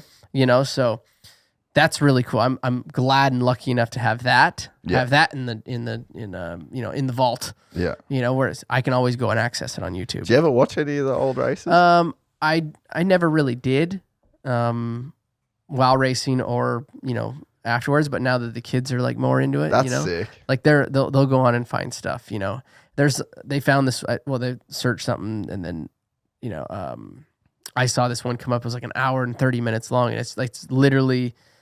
It's like some VCR shit in it, and it's all like crammed together in an hour and 30. But it's a bunch of like old, from start to finish race wins. Yeah, like an hour and 30 of race wins. It's so gnarly. And battles with James and, you know, Dungey and stuff at Redbud and all over. So it's cool to see that stuff. It's not professionally done. You know, like I said, some of it's not even HD on some of it. You know, because it was probably filmed off of, you know, like I said, a VCR or whatever. But it's really cool to be able to have that. Those guys don't even have that. And now it's now you have, you know. Yeah, just the errors that you go through. Man, it actually is. But it's funny though, like I'm here talking to you and it's just, that's my life now. You know, but it's like there was a point in time where I was watching you on we're the same age. And so I was watching you on a Super Mini, on all the DVDs, on every, like, and it's crazy, like, I guess in the moment now, like, you're just doing the thing, but you don't really go back. But if you do go back and look, you're like, fuck, that's actually pretty insane that I did this, or I was this guy then, but I'm this guy now. Like, just 10 years ago, you were the baddest motherfucker on it, like, just such a little savage, and you change, and now you're this guy, and you kind of, it's not that it doesn't matter, but it's like you just barely think about that part of your life. Yeah, I think, no, for sure. And I think a lot of that for me is just being, you know, I have my own kids now, and that takes up, you know, who gives a shit what you did back then, right? So that just takes up a lot of the time now. But I think the older you get too, and being able to have that stuff on YouTube, like the older I get, the cooler that I think that I see that it actually was. The older I get, the faster I was. Well, kind of like, it's kind of like that deal. It's like, well, shit, like, you know, now at 35, if you would ask me at 20 or ask me at 28, retired already, 29, my answer would have been different than it is now. Like at 35, I look back, I'm like, dude, I actually really did a lot of cool shit and won a lot of races. And it's no harder now than it was to win races then. In my opinion, is inconsistent as it is, it should be easier to win the championship today than having somebody that, you know, never doesn't finish first or second between me and Dungey. It's hard to get a points gap when you got somebody finishing second every weekend. Oh, or you and BT that year. Or me and Ben. You know, we lost one one race, High Point. And did Ben go down in the first turn of that race, or did you? He did. He went down, and I think he had to change a front wheel. Yeah. And I don't remember mine. If I think Josh Grant won first moto. Yeah. And then I think I won the second moto, but we didn't end up winning the overall. Yeah. And you think about those battles, like, and that's the thing that I always think is so gnarly, is just to every single weekend have to go to the track and just know, like, because the risk that you guys take at the speed that you're going, and it's like, it's calculated and you're used to it. But I mean, that's the thing I fight with this all the time in my head. Like, one day I wake up and I'm like, fuck, this is going to be awesome. We're going racing. Gage has, like, I can see it. He's got potential, his style. He could be good. If we go down there. If you went that and route. I'm not saying Jett good or me good. I'm just saying he could be good. Yeah. At what level? I don't know. Good amateur, good pro. I'm just saying he could be good. And but then on the other hand, I'm like, do I really want him going down? God, do I want that life for him? My back is killing me, like I got a blown out big toe that I need to get fused. And it's like, do I really? I'm like, fuck, it's pretty cool. It's I'm also retired at 35 now, but retired at 27 years old. Like, there's not many, if you are that guy, potentially. I don't know. So I fight with that all the time. Do we go? Do we not go? I had a period of time in my life where because I think it's funny, like, even the average Joe thinks the same way. In a sense, like, should I go rate? Like, my wife, like, she doesn't come from motocross at all. Didn't even know what motocross was until we met. And, like, a dude in one of my races at World Vets broke his fucking neck. And she found that out, and she was horrified. Freaked out. Like, fully horrified. And then Anthony, he hasn't rode in like 2 years. That day at Parlour, I was trying to ride the 450. He hasn't rode forever. We stayed at his house for a month. And I was like, mate, when you get back, I'm fucking taking you riding. So we loaded up, we go to Parlour. And he's a good rider, right? Cartwheels. Just got caught by some wind. He's a little dude on a 450, just cartwheeled, right? Broke his thumb, broke his scaphoid. That's not a good one. Broke his hip. Jeez. Dude, it was massive. Like, the thing just like went up and just drifted like that, and he just like almost landed sideways, And but anyway, so we're in the hospital for 8 hours dealing with that shit, and she was just like, "This is not cool."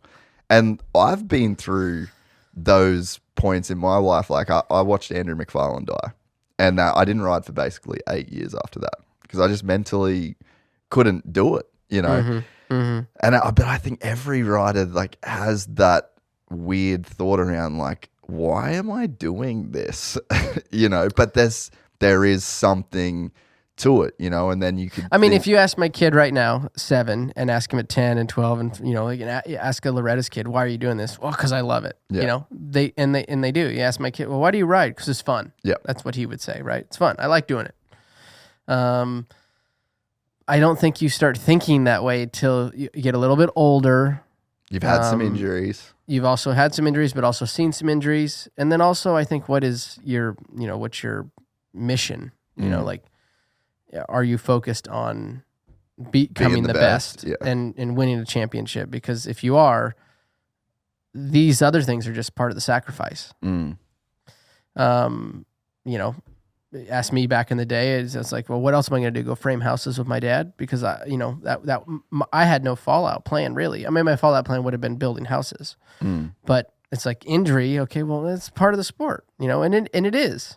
And I think that's the thing. Like, what I do, how I reinsure myself is like, obviously I look at Nick too, because Vince is a top super. God, he's a good rider. Yeah, he's really good. Doing all the crazy stuff, right? Like all the big jumps and, going down that road, and teach him right, right? Try to teach him right. But there is going to be shit's going to happen. I understand that. But on average, the shit's, if we teach him right and we hold him back when we need to hold him back, and we push him when we need to push him, and we hammer on technique and doing those things. And, like when I was brought up, it was like, how can we go faster? It wasn't technique. It was just, let's go faster. Yeah. And sometimes, you either weren't ready for it or whatever. It's way more scientific. There's way more information about it now, and you can do it a smarter way than I think you could have back then when I was coming up. So I look back and look at my kid. I'm just like, I'm trying to teach him the safe way, the right way, and shit's going to happen. I understand that. Yeah. Yeah. And you could just get hit by a bus at any point in time ever. Yeah, exactly. And that's the other thing. And then that runs through yourself. Well, walk off the curb and not look the wrong way, and I'm going to get hit by a car. Yeah. Or go on a cycle and get hit by a car. Same thing. It all can happen. Yeah.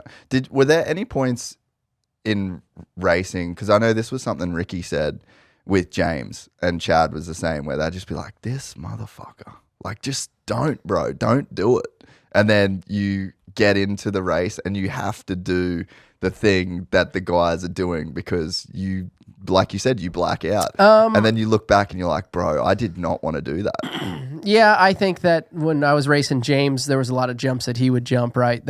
I know specifically one at Anaheim, one of the Anaheims that we raced, there was like a triple, they were all 3-footers. Yeah. And it was a triple quad. But they were also kind of small 3-footers, and they were really sharp, and I ended up jumping it twice. I never went into that. I went into the race thinking like, okay, well, obviously I don't want to jump it, but if I'm close enough to him, I'll follow him off of it. And I ended, like I said, I ended up jumping it twice. First time I did it pretty good. Second time I clipped it and I stopped doing it. He jumped it the whole main event, But yeah, just trying to be picking those moments of when to push it, and when not to. That's a hard decision. I think it is. I think it was hard for James sometimes, you know. Yeah, true. But there was, on average, like, I think for me, I never really put myself in the position to like a do or die scenario.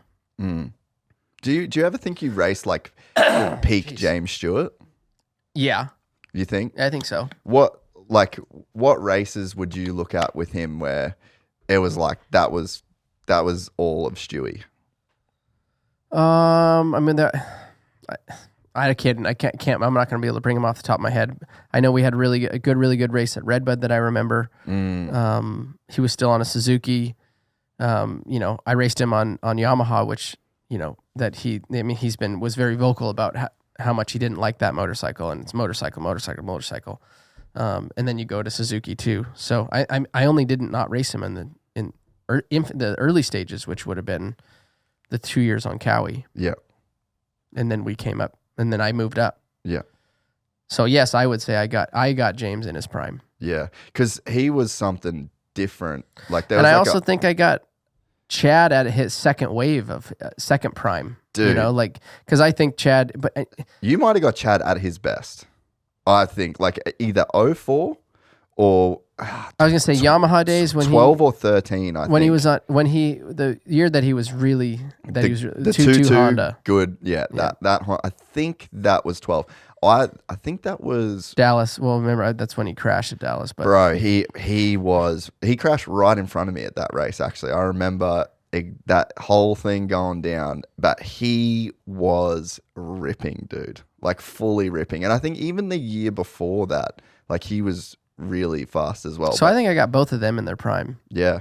Yeah, but I think you just always feel like James, there was something left on the table with him, though. Maybe that's what makes me think that, in a sense, Well, I think he had a lot of races that he should have won. A ton. Yeah. Probably almost as many as he's already, won. Not literally, but a ton of races, either that, a crash or something happened. Did you ever watch edits and stuff of him at his house and just be like, what the fuck? Honestly, no, not really. I mean, I've seen the quads and the stuff, and even on the KX 250, when he was riding that, big quads at his house. And I was never a big, I never looked at that and be like, wow, I want to do that. I'm the least jumps, the less height, I was, I would follow guys off the triple, while racing. Really? Go up, walk the track. I'm like, okay, triple, full stadium triple, or even rhythm section triple. Like if I questioned it, which I would question, like I'd go walk the track with Nick all the time. He goes, "Oh, we're gonna triple out of this turn." I'm like, "Dude, you think it's kind of big? It's kind of a big triple," and not a problem. First gear you'll hit it in first gear on your bike, and you'll triple it, and that's 9 every time. That's he was right. But like for example, like a stadium triple, if it had like a steep takeoff or something that wasn't standard, I never grew up doing play riding and play jumping and things like that. So like me going and judging distance and based on the takeoff, not good. So I would follow. Brayton was who I'd follow. Justin a lot. Dude, he's the man. Like I remember when I first got to America, I would watch him for the first 3 laps of every practice because he was always pretty jumping, much the first dude. Yep. Yeah, and so I would follow him. And I also knew like his speed too. Go and follow James. If you get behind him and he hits the thing and does the traditional bubble scrub, he's going like 10 miles an hour too fast, so that if I don't scrub that hard, I'm going to end up in the stands.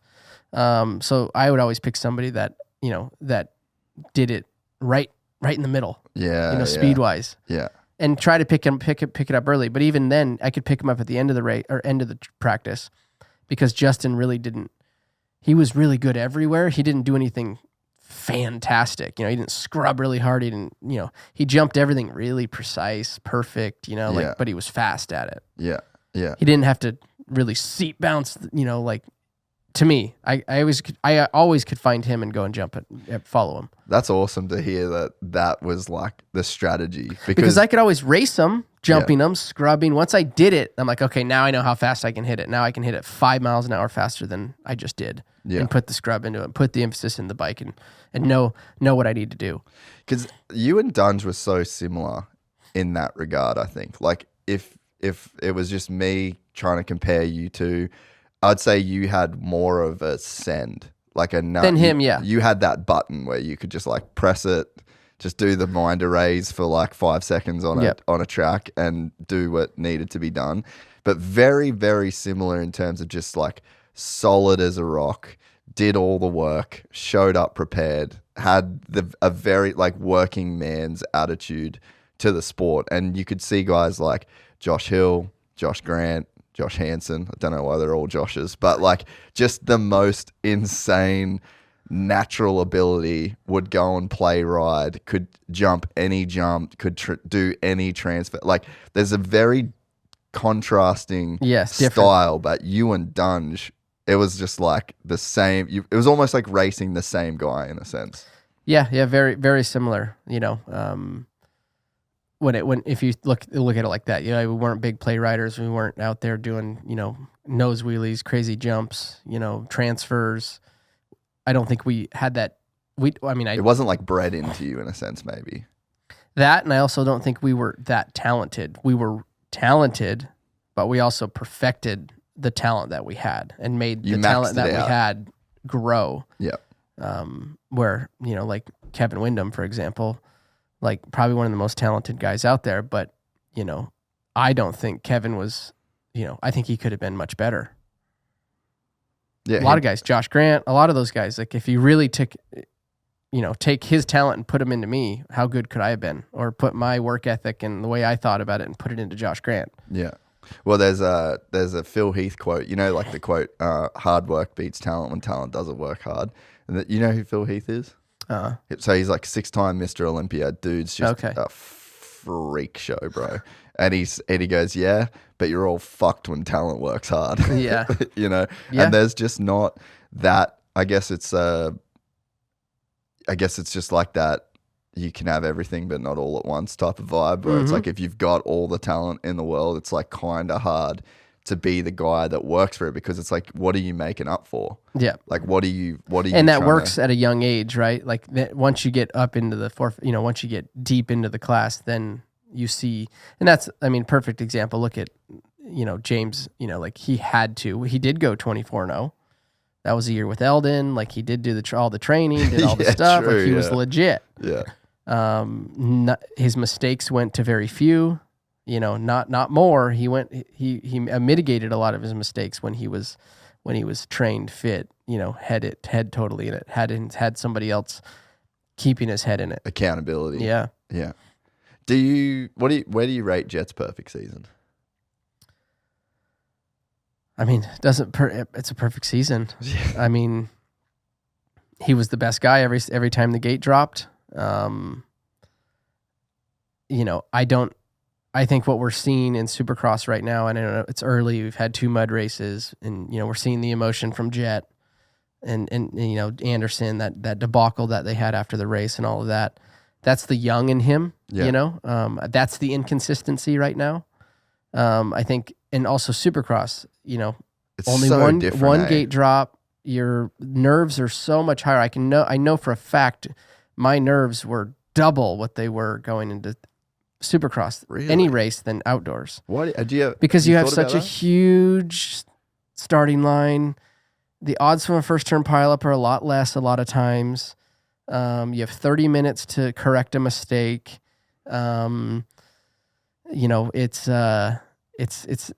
Yes, is it action packed the first lap? Are we going balls to the walls, sprint mode? Yes, but it's, there's a lot more room for error. And you can breathe in a sense. There's a lot more room for error on the track, I mean, you got 30 feet to move around sometimes, not 12. So yeah, I was way more nervous going into Supercross, than any of the Supercrosses than going to race outdoors. Outdoors was easy, on your head, on the mental aspect for me. Did the crowd play into it at all? Or that stuff you just kind of get used to? Yeah, I mean, I think anytime you walk down into the stadium floor, you're like, okay, yeah, it's go time, where outdoors you have that, but you don't have that. It's not the same. Yeah. Everything about the outdoors to me is, yes, it's hard, it's grueling, it's tough, but from me mentally, my mental aspect of it, like what, thinking about it, for me, it was just easier. And I don't know if it's because it didn't come easier, really. I had to train to be fit outdoors and suffer and all that to be good. But I think it's just different. I was always way more nervous going into Supercross, any of them. Yeah. No, it does make sense. And so I think we'll see. Yeah. You're not going to see, 17 and 0 or 20 and 0, whatever. You're not going to see that. We already know that. That's out of the picture now already. And then 17 rounds of Supercross. I know we have 11. It's only 11 outdoors now. 17's a big difference. So it's going to be interesting. I think Jett's still going to potentially, if not win the championship, because I think he's really, really good.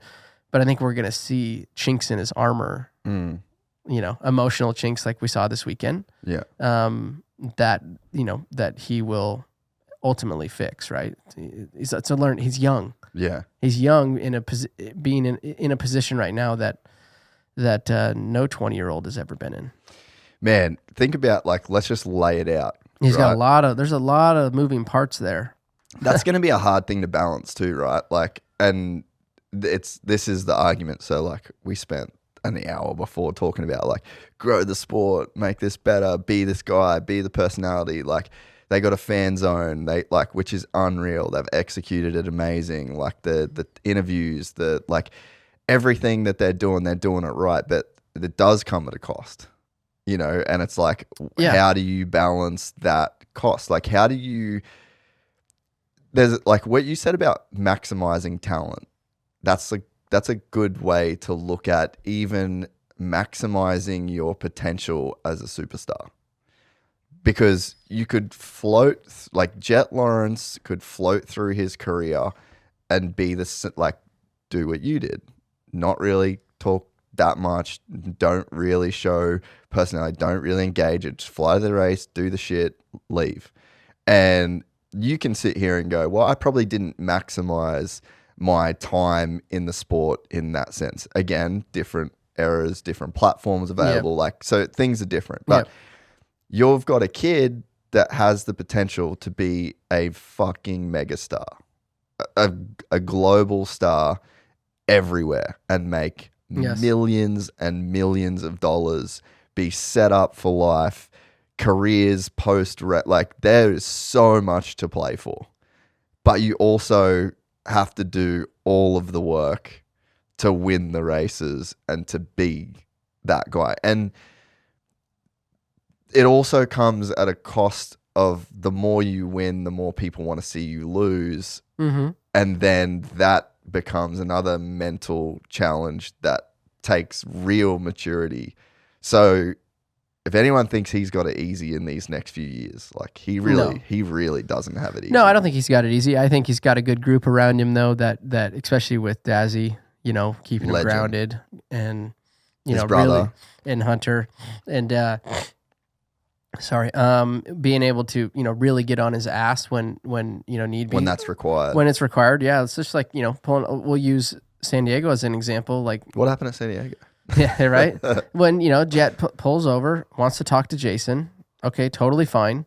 And this is where, you know, maybe the emotions got a little, got a hold of him, but ultimately Jason rode a wide bike. Yeah, did he? Did you watch it? I watched it. Yeah, I watched all of it. It was fucking hilarious, bro. Tough conditions, number one. Yeah, one line already. Track's only about 3.5-4 feet wide in good spots. And zero traction. And the other thing I saw, zero traction. Get out of the main line, you're screwed. In my opinion, Jett gave up all of his passing points every time he was trying to pass Jason everywhere.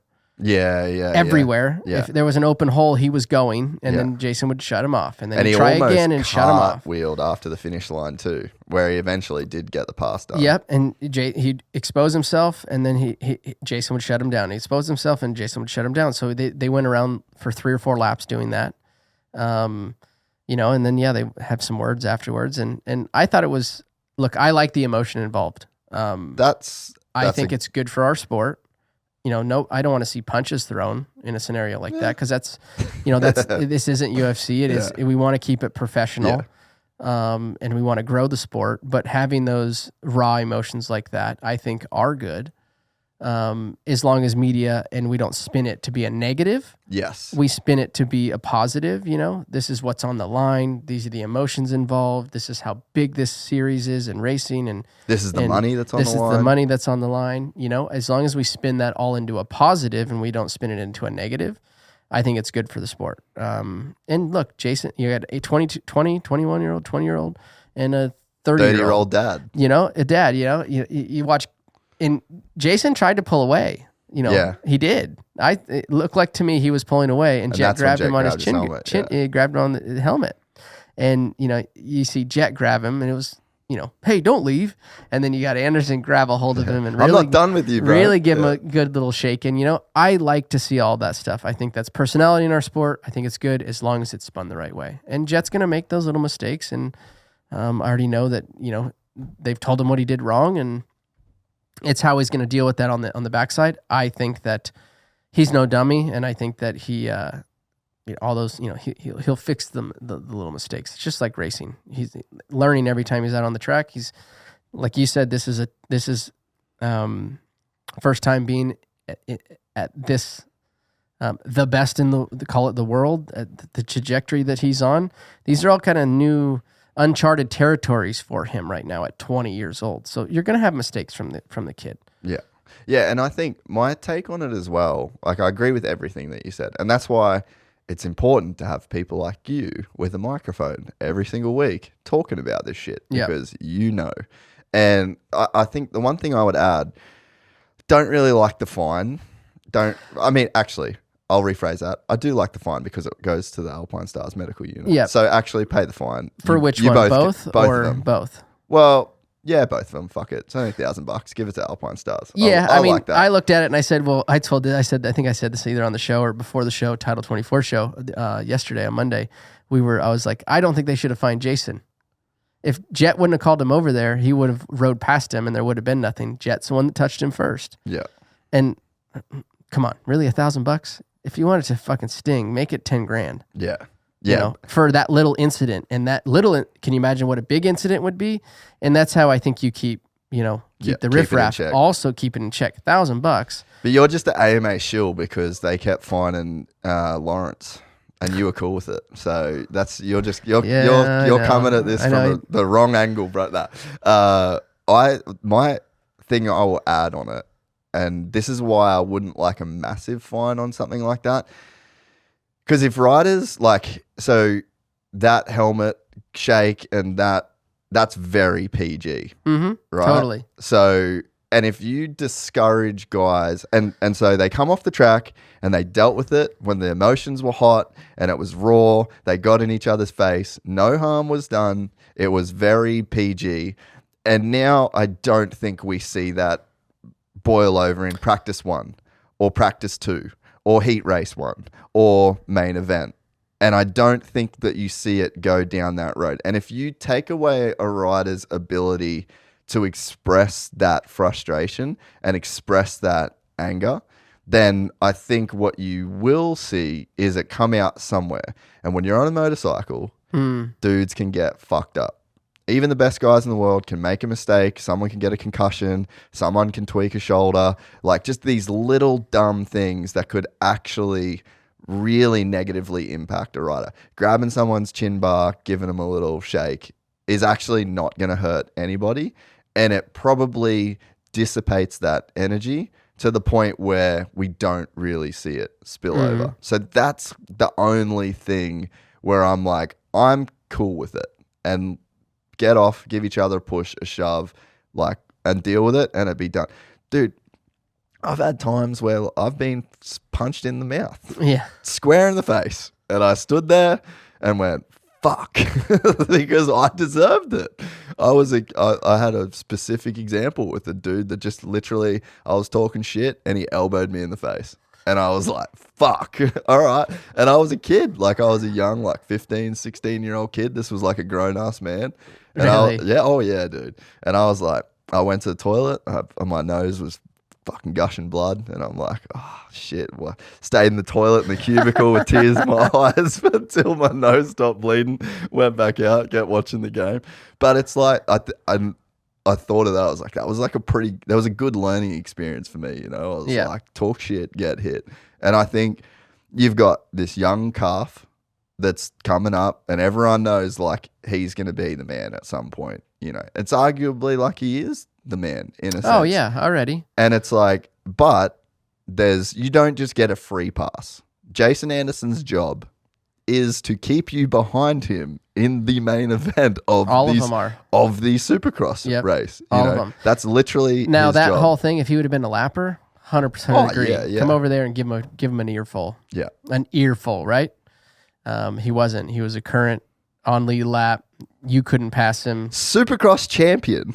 Yeah, exactly. He's Supercross won champ. this shit before. Exactly. So it's this ain't no scrub that's out there. So yeah, I think it was a good learning experience. I think it couldn't have happened to two better dudes, and I think that they both can get over. They're both the type that can get over it, Yeah, and move on. But I'm all for it. I think it's a good lesson learned. And I text Jett after the race and I said, hey, don't let it bum you out too much. It shows a lot of passion and a lot of love, and that's what I'm seeing from this. Is I'm seeing a kid that wants this shit maybe more than anyone. Yep. And I think that that's cool. Yeah. It's cool to be that guy. Just learn from that. Yeah, exactly. He's 20 years old. He's going to make those mistakes. So, and I think it's good for the sport. I like that. Like you said, I like the passion. It's all anyone's talked about. As long as it's spun in the right way. Yeah. It is crazy to me how much hate Jett gets already. And it's only going to get worse. I think that's something that's par for the course. Yeah, but I think it's a strange thing to deal with. You have to get used to, especially in this new age. It takes time, at least for me. I have to deal with it. I never thought I would be in a position in my life where I'd get hate mail. Or just get judged by millions of fucking people. Yeah. Everybody's good at that. Oh, I mean, that's the nature of living in today's world. If you I film us talking and then I put it out on the internet on a big channel, everything gets seen, everything gets talked about. And that's a weird thing to deal with. There's a whole psychological process of did I remember when I put out the Chad Reed episode? I got fucking flamed, bro. Everything was great. For what? Because I was just a fucking loser. Like, it is what it is. Like, I've just, people like, oh, you interrupted. People didn't know the format where it's like, I think people got offended that I was having a normal person conversation with Chad Reed, and I'm like a 32-year-old, 30-year-old kid talking to one of the best. I think it just offended people, rubbed them the wrong way. But like psychologically, that was a lot to deal with. 5 years, 6 years later, like it's not as big of a deal. Yeah. It's still a process that people have to go through, and it's like understated. Yeah, I'm sure. Like, I never lived in that. I mean, we're pretty private even now, right? So, I know that. Yes, that is a full topic. I don't know if I can even, because I would just weigh in on it, right? It's like, well, who?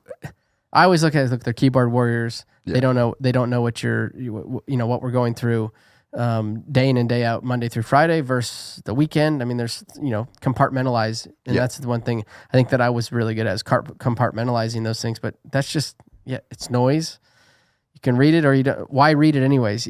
Well, you're not even friends with friends, buddies, somebody yes. And it's good. I mean, go to Vital. It's all on there. I've seen it all, right? So, yeah.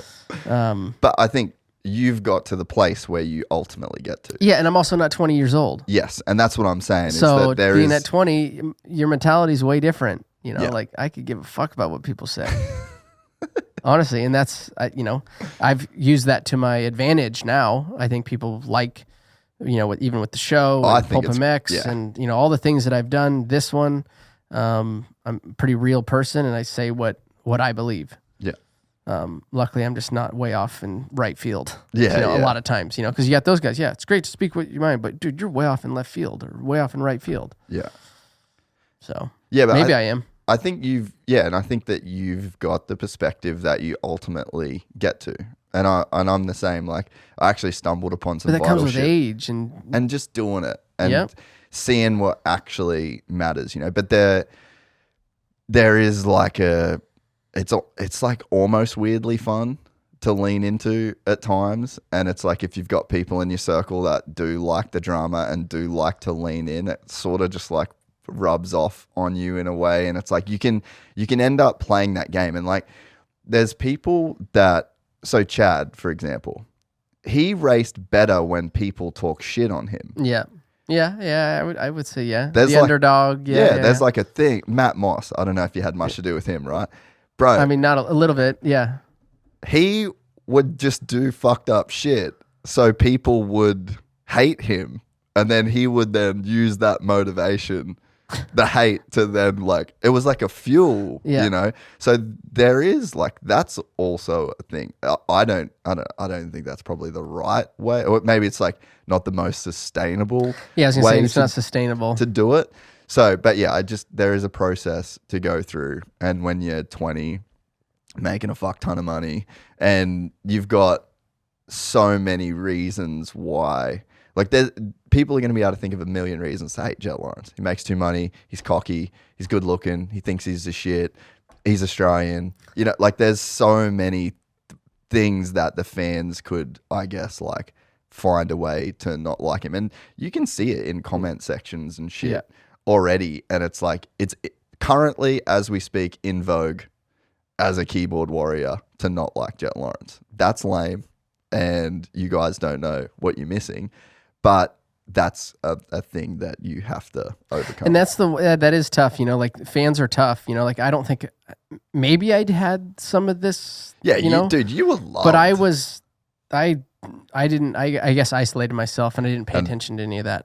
But you also didn't put yourself out there. And I didn't, yes, I was pretty, I stayed between the mayonnaise and the mustard, a lot of times. And, but yeah, I think that's something that is different, from what we're dealing with today versus what we dealt with. Yeah, and if you want to maximize that potential that you've got, you need to put yourself out there. But as you do, it just comes with a whole level of shit. Yeah, no, it does. I mean, everybody's got something to say. Do it this way, do it that way. You're doing it wrong. Yeah. It's all, I mean, I don't know. Just go racing, man. Yeah. Don't worry. I mean, you're always going to have that. You're going to have that with everything so accessible now, and being able to tweet and comment and add this and add that, and every sport's got it. It's the new age. It's the way it is. Yeah, he couldn't have picked a more perfect dude to do it to, though. Like just dad just got completely dadded, and it's like Ando has probably got more fines from the AMA than anybody racing currently. Like Probably. Maybe more than Vince, which is kind of surprising. But like you literally picked the one guy that his brand is not giving a fuck in the most lovable, which I think is kind of good too. Yeah, you don't want to pick Barsha because he doesn't either give a shit about it. But also, I feel like he'll push it farther. I think if you're gonna do it, Jason's probably the best guy to do it with. Between those two, they're good partnered. Yeah. Did you see Ando's thing today? Yeah, I did. I wanted to comment the unfollow, the follow back will be iconic because at some point Jett is going to be on his phone having a shit, and the algorithm is just going to feed him one of Ando's epic edits, and he's just going to be like, "Fuck."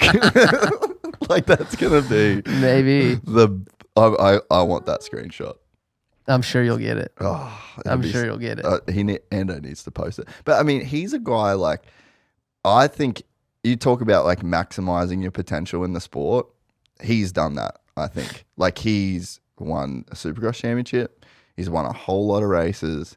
He's got a unique fan base, a unique image, unique sponsor opportunities. Like I know that he's working on some deals behind the scene that are rad. Like I think like have to happen in the sport. When it does, it'll be awesome. Be huge, yeah. But it's like he's a guy that has that perfect balance of like he's maximizing his racing and he's maximizing his off the track brand and personality better than maybe anybody.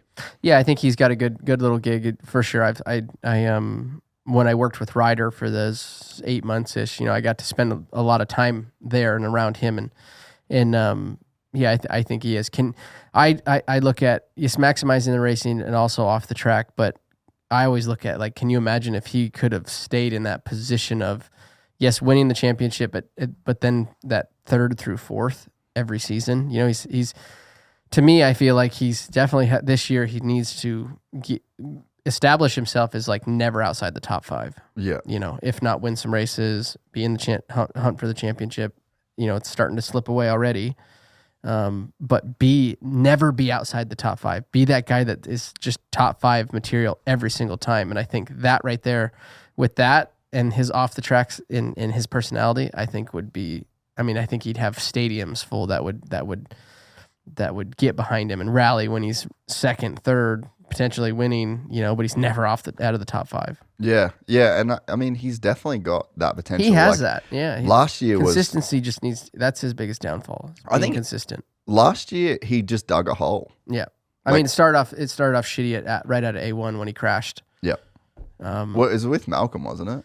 It was in that same rhythm section, but it was in practice when he like hit that tabletop and just nose floated into that landing and flipped over the bars. Yeah. But he got into it with like a couple people, and then it was just like bled points at like 4 of the first 6 rounds, call it. And it's like, dude, it'd be hard to rock up to the races when you're out of the championship and you're not liking your bike, and like that would be a very hard mental thing to deal with.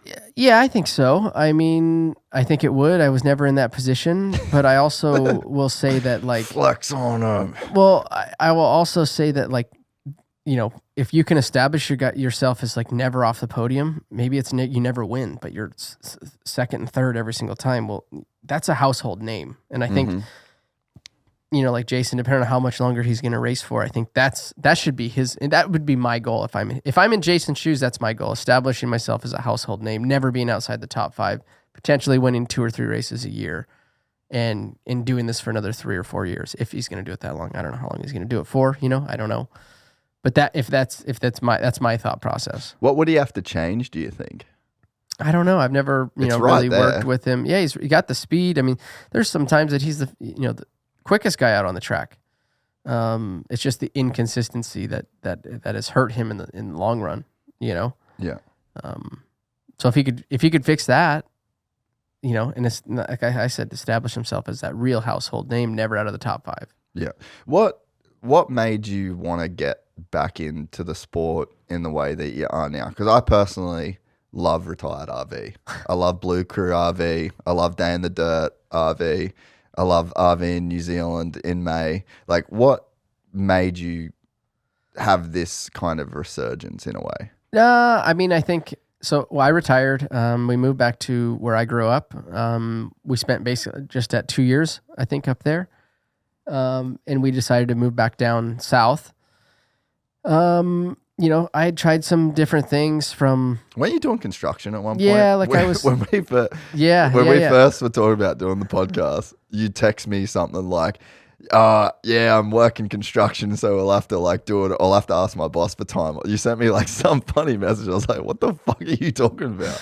Yeah, no, I tried to do quite a bit of stuff afterwards, you know. I had a skiddy, I had some stuff. I was doing some prepping driveways and stuff. It all started with because we paved our driveway up north, but I did the prep work for it, and the paver, that the guy that came that owned the company is like, well, who did you know? I told him, I'm doing my prep work. I'm not paying you to do it because I'll do it. Because I'm as tight as Ricky. Yeah, exactly. And he goes, well, who prepped your driveway? I was like, I did. And he goes, Jam, you're pretty good on a skiddy, huh? And I'm like, well, yeah, you know, coming from moto, you always, that's, you know, one of your Supercross, that's one of the main things you use. And so he's like, hey, you want to come start prepping driveways with me? So I would go pave driveways with him. And so I did that for like 8 months. We also had the coffee shop up north in the next town down from us. So I'd kind of done some stuff outside the industry. And ultimately, like, dude, it's hard to reinvent yourself. Like, you really, like, you know, and also doing those types of things, there's risk involved. And I think I'm somewhat of a calculated person. Like, if I know what I'm doing, like, for instance, like, know this industry, like, I'm fully confident in myself. But if I don't know what I'm doing, I'm not really fully confident in myself. You know, like, so long story short is I tried some things. We ended up not staying up, you know, in Washington. We ended up moving, and then, you know, I figured that, you know, there's no better time to, you know, and the money to be made and to stay relevant off of what I had built and did in the sport. Why am I just going to let that all just go away? You know, if I were just to, you know, go away and never come back and have all the money in the bank that I have and, you know, great life, everything else. But I'm still having a way more fun than I ever have now. Currently, between, you know, Yamaha's, you know, off-road stuff to the T7, the side-by-side, you know, all the different things that I'm involved in, get to do from Yamaha.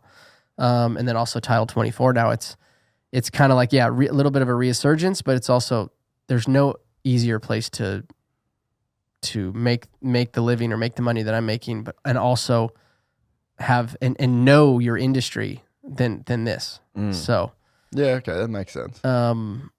You know, sure, I'd like to get into real estate and go over and buy this storage unit in Palm Springs that my buddy just sent me for $3.5 million. But also, you actually, know, is good money in that shit. There is, but also there's a risk that I don't know that industry. Yeah. You know, there's those things. All those things start running in my head, you know, like, yes, do I want to learn something new?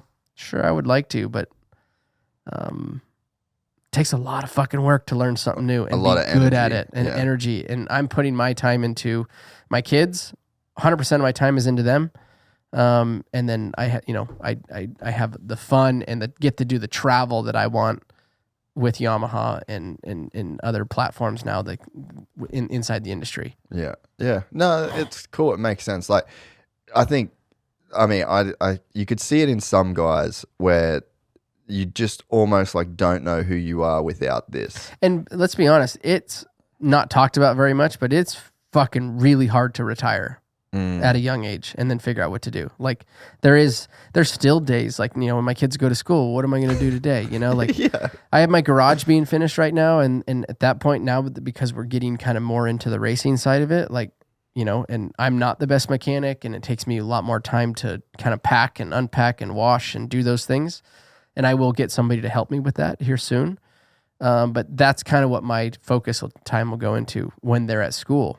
But like, yeah, it's like it is tough. There's a huge lapse in time and you know, you don't really have to be anywhere. It is a tough spot to be in, and you very easily can get derailed. And it doesn't happen to absolutely everybody. It happens to the ones that have enough in the bank to be able to really not do anything. Yeah. You know, like, you know, maybe do this and do that. Like for me, I could literally not do anything, but is also a tough spot to be in. Because essentially then, all my friends work. Yep. All my friends have real jobs. You're the only one, like use for vacation, for example. Like I got my cousin up in Washington. She's got 4 kids and one of them's the same age as ours, and they go up to like, I think 12. It's like, hey, let's go on vacation. Well, where I want to stay is probably not where they can stay. And you know, it is a little bit complicated. It's a great position. Don't get me wrong. It's an amazing position to be in, but it's also a little tough to be in that position too at 35, you know, and at 30 and at 28, you know. It's getting easier now that I'm getting older. Yeah. And my kids are getting more established and more, you know, they're able to do more things, and we're having ultimately more fun together. It was tough early days, you know, finding something to do. For the first 2 years, it was great. It was like, I have no responsibilities and I can just go to the, you know, go hang out with my buddies and go to the bar at 3:00 and have a couple beers and then go home and cook dinner. And, you know, for 2 years that was great. But then, you know, it's kind of boring too. Yeah. And it's funny, like, it's cool you're actually open to talk about this. Like, I got friends in other sports that make fucking retarded amounts of money. And you can even see where it's like, yeah, oh, well, I want to stay here, or oh, I'm going to go meet at a race or whatever. And it's like, where are you staying? Oh, I'm staying here. You know, like you end up on an island. A little bit, yeah. In a way, and there's like guilt to even want to talk about some of your problems because your problems are so little compared to what they're dealing with, and weird. You know, like sometimes, to say to a person, you know, like, oh, I'm feeling this, and then someone's like, why the fuck do you feel like that? You don't have to do this, and it's like, yeah, but it's a different. We're just playing a different game. You know, it's like a problem's still a problem, and I think there's like a guilt that is on people, and there's just like a weirdness around being like that kind of guy, and you see it with a ton of athletes, man. Yeah, I think every major, you know, movie star, athletes, stick and ball sports, whatever. But yeah, so I think that, you know, the retirement is a hard thing if you don't have anything to fall back on. Which, like I said, we had kids right away, not right away, but like there was about, I don't know, maybe 12, 13 months where we didn't. And that was kind of like, dude, no responsibility. Honeymoon, it was great. Yeah, it was great. My retirement honeymoon, it was great. Then we had kids. And I'm very involved and always have been. So that's where I've put most of my time.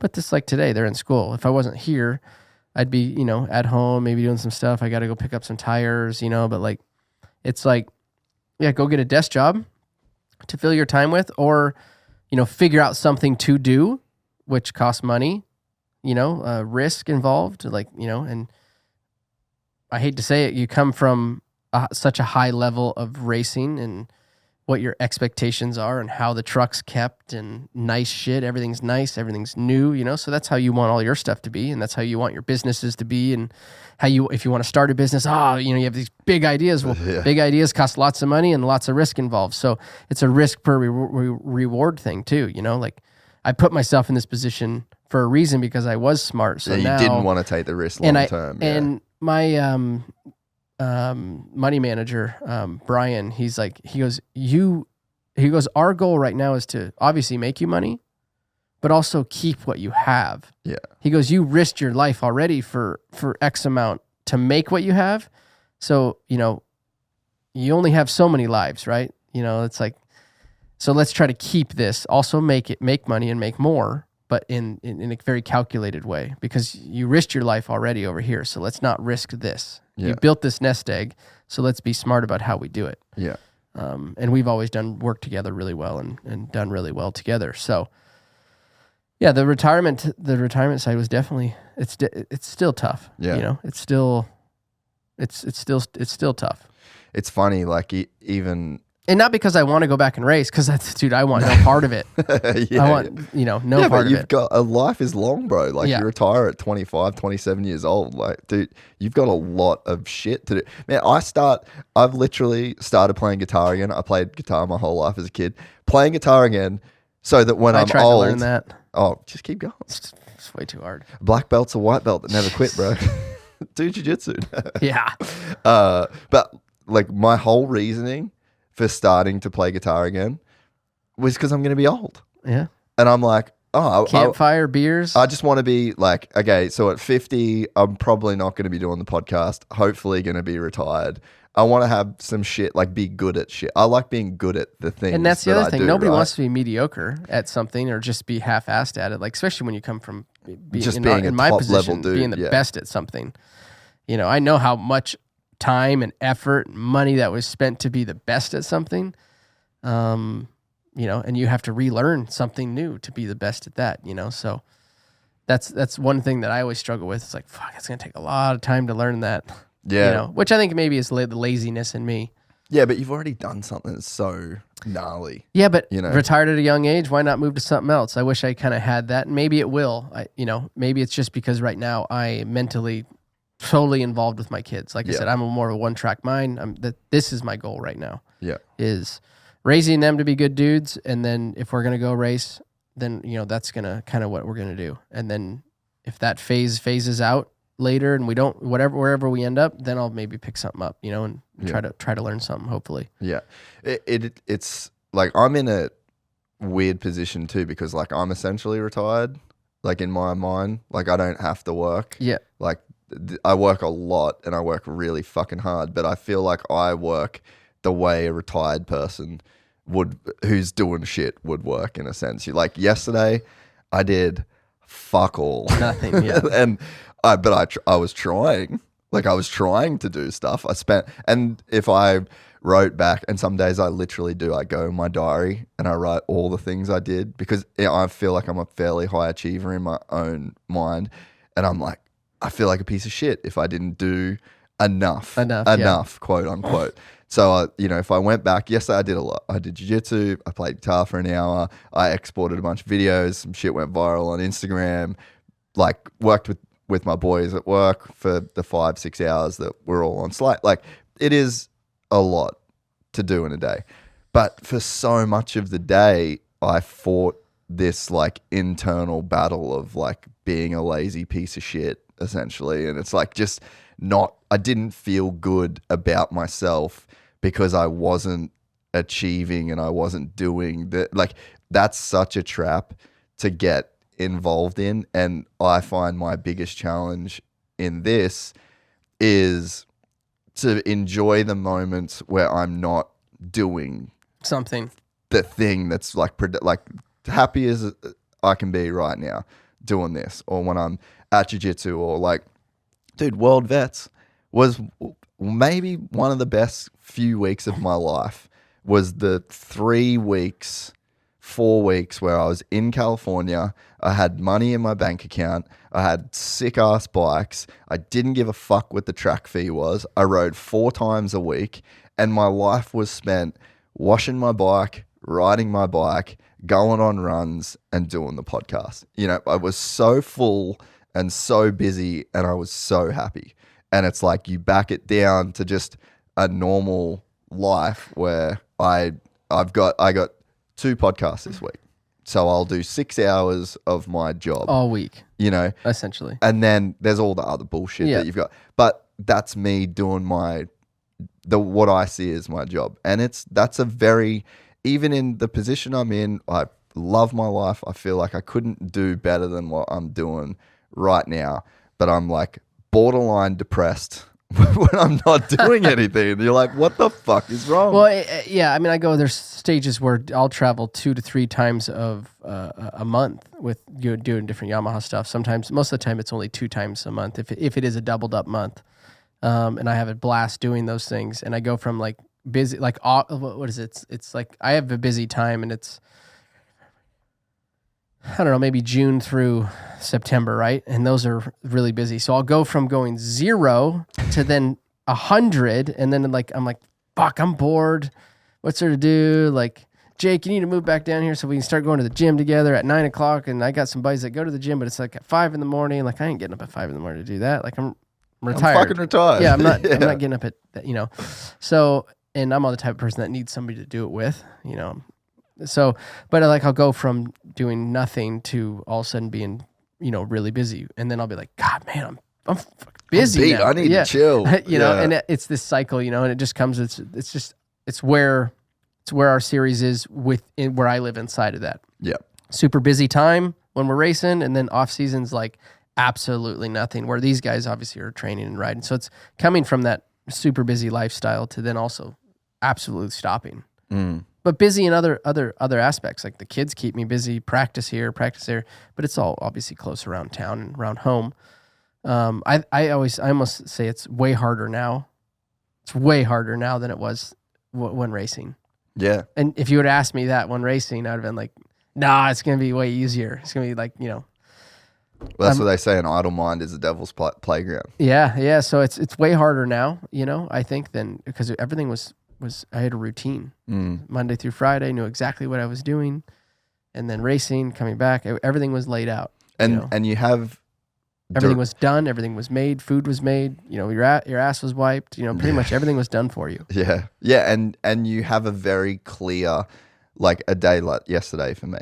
I'd have to go back and write down all the shit I did to feel good about it. I'd be like, actually, yeah, I did do a lot.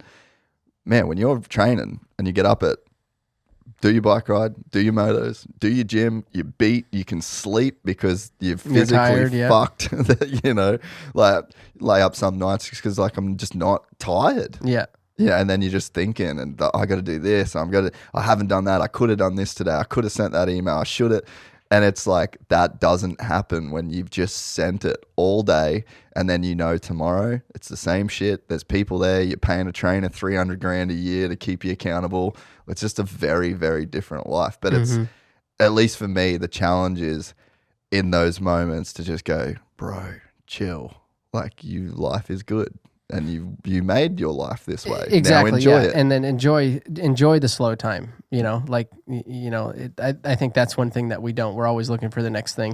That's human nature in general. For though. sure. It's just not me. It's not you. It's you know, it's just humans in general. Oh well, and obviously it makes it even worse with you know, oh look where this guy's at. Look what he's riding. Look at this track. Or look he's on vacation over here. You know, Instagram does that. You know, it's makes you look at things, and it's so subliminal from you know, yeah, and it you know, like, oh fuck, I wish I was doing that or this and that, and it's like, well, you know, try to live in the now and enjoy, you know, what you have. And that's why I think I'm actually okay. I do pretty well, I should say, at idle. Like, we're on a pretty big lot now over here that, you know, takes a fair amount of yard work, and we'll go out and do, you know, that stuff or wash bikes or, you know, whatever. So I'm pretty, you know, I do stay fairly busy in that, but there's obviously other things I'd like to do. But for me, my current life is just really involved, you know, being at home with the kids. Yeah. Because I can. Yeah. So when you first started, like, what was your take on money from a young age? Like, you've been super smart with money. You've set yourself up to where you don't have to work now, and you're not going to have to. But you were a kid that, like, did you see it coming? Like, did you know from an early age that you were going to make, like, if you did things right and if things went that way, was it like an early stage where you were, like, prepared for it, or you had to kind of catch it while it, like, in real time as it came, if that makes sense? I don't know. I think because you didn't come from money. No, my dad, we had enough, you know, and we had enough to go racing and to a certain extent. But yeah, no, I didn't come from money. You know, for me, I always, even today, like, it's good to be, you know, I look at money as like, there's not that there's always more to be made, but we have enough. And until, like, I'm okay with where we're at, I guess is what I'm trying to say. Like, yeah, sure, I'd like to make more, but I also want to be, I don't want to lose what I've made too. I think for me, I always came up, my dad always basically was always said, you can retire off of this, so money was always, my dad never said, hey, you can be the best at this sport. It wasn't like from a passion standpoint, and it was, I should say it wasn't, it was, but it was always portrayed off of like, like you could retire off of this, like if you're the best. It was like a means to an end. Kind of, yeah. It was like, this could be your job. He looked at it as more of like a job. Like this could be your job, not framing houses. You could be a racer and make your money and retire. Not frame houses or be an electrician or be a plumber. Which, that's what we built houses, or he built houses. That's what my, fallback plan, that's what it would have been, was to go back and build houses. So it was always like you can retire off of this. This is your job. And that's how I, that's how I treated it. That's how you approached it. Yeah. I don't think it's the best way, I try to, and I'm not super vocal about it, but like I try to, I try not to do that or say that specific thing to my kids, like, hey, you can retire off this, but I also say this could be your job. You can be an athlete. You could be the best in the world at your craft of racing and make lots of money and be that guy up there, and try to, give them that excitement of like, dude, I want to be that guy. Because I was never like, dude, I want to be MC. I want to stand on top of that podium. Like, sure, it was like, but in the end it was, or like when I getting close to turning pro, or like I'm going to, potentially be that guy. But that also wasn't like that Deegan, that Andrew Tate thing that you see that, like that he's like, I'm going to be, that was never me. Yeah. Yeah. It was just way more of just professional, like doing it. Your job. Yeah. Yeah. I looked at it as a job, and that's why now at 35, I look back and you see the characters that are coming out, the AP, the Jett, the Anderson, you see these, who they're, the character they're playing a little bit. I call it character, but that's it's true. And so to add to that is like, because you were a character to me. So if you don't make your own character, you're going to be the character that people make you. So exactly. I think that's, I don't know why I just thought of that then, but it's like, because when I was a kid and when I was watching you were a character in the sense of like just always angry, always fired up, always a savage, and would just send it. So like that was your character, and Dungey was thanking God on the podium, and he was the nicest guy in the world, and he was the most consistent, and he was Mr. Wheaties Box. And James was the freak of all freaks that would do things that other people, so everybody ends up with a character. Yep. And it's like, dude, take the reins.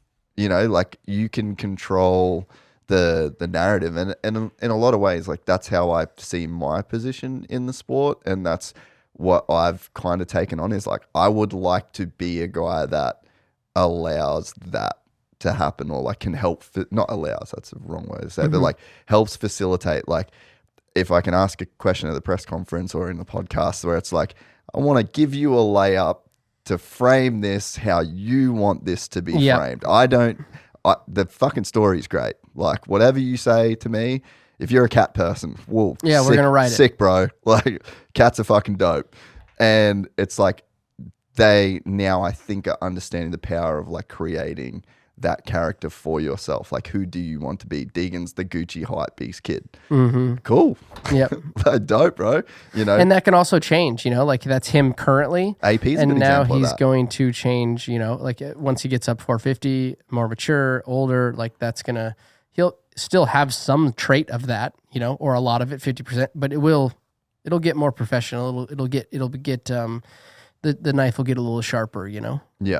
And so when you did start making big money, did you ever go through periods of like fucking that up? Or did you always have the financial guy, always played it smart? Pretty I would say played it smart my entire career.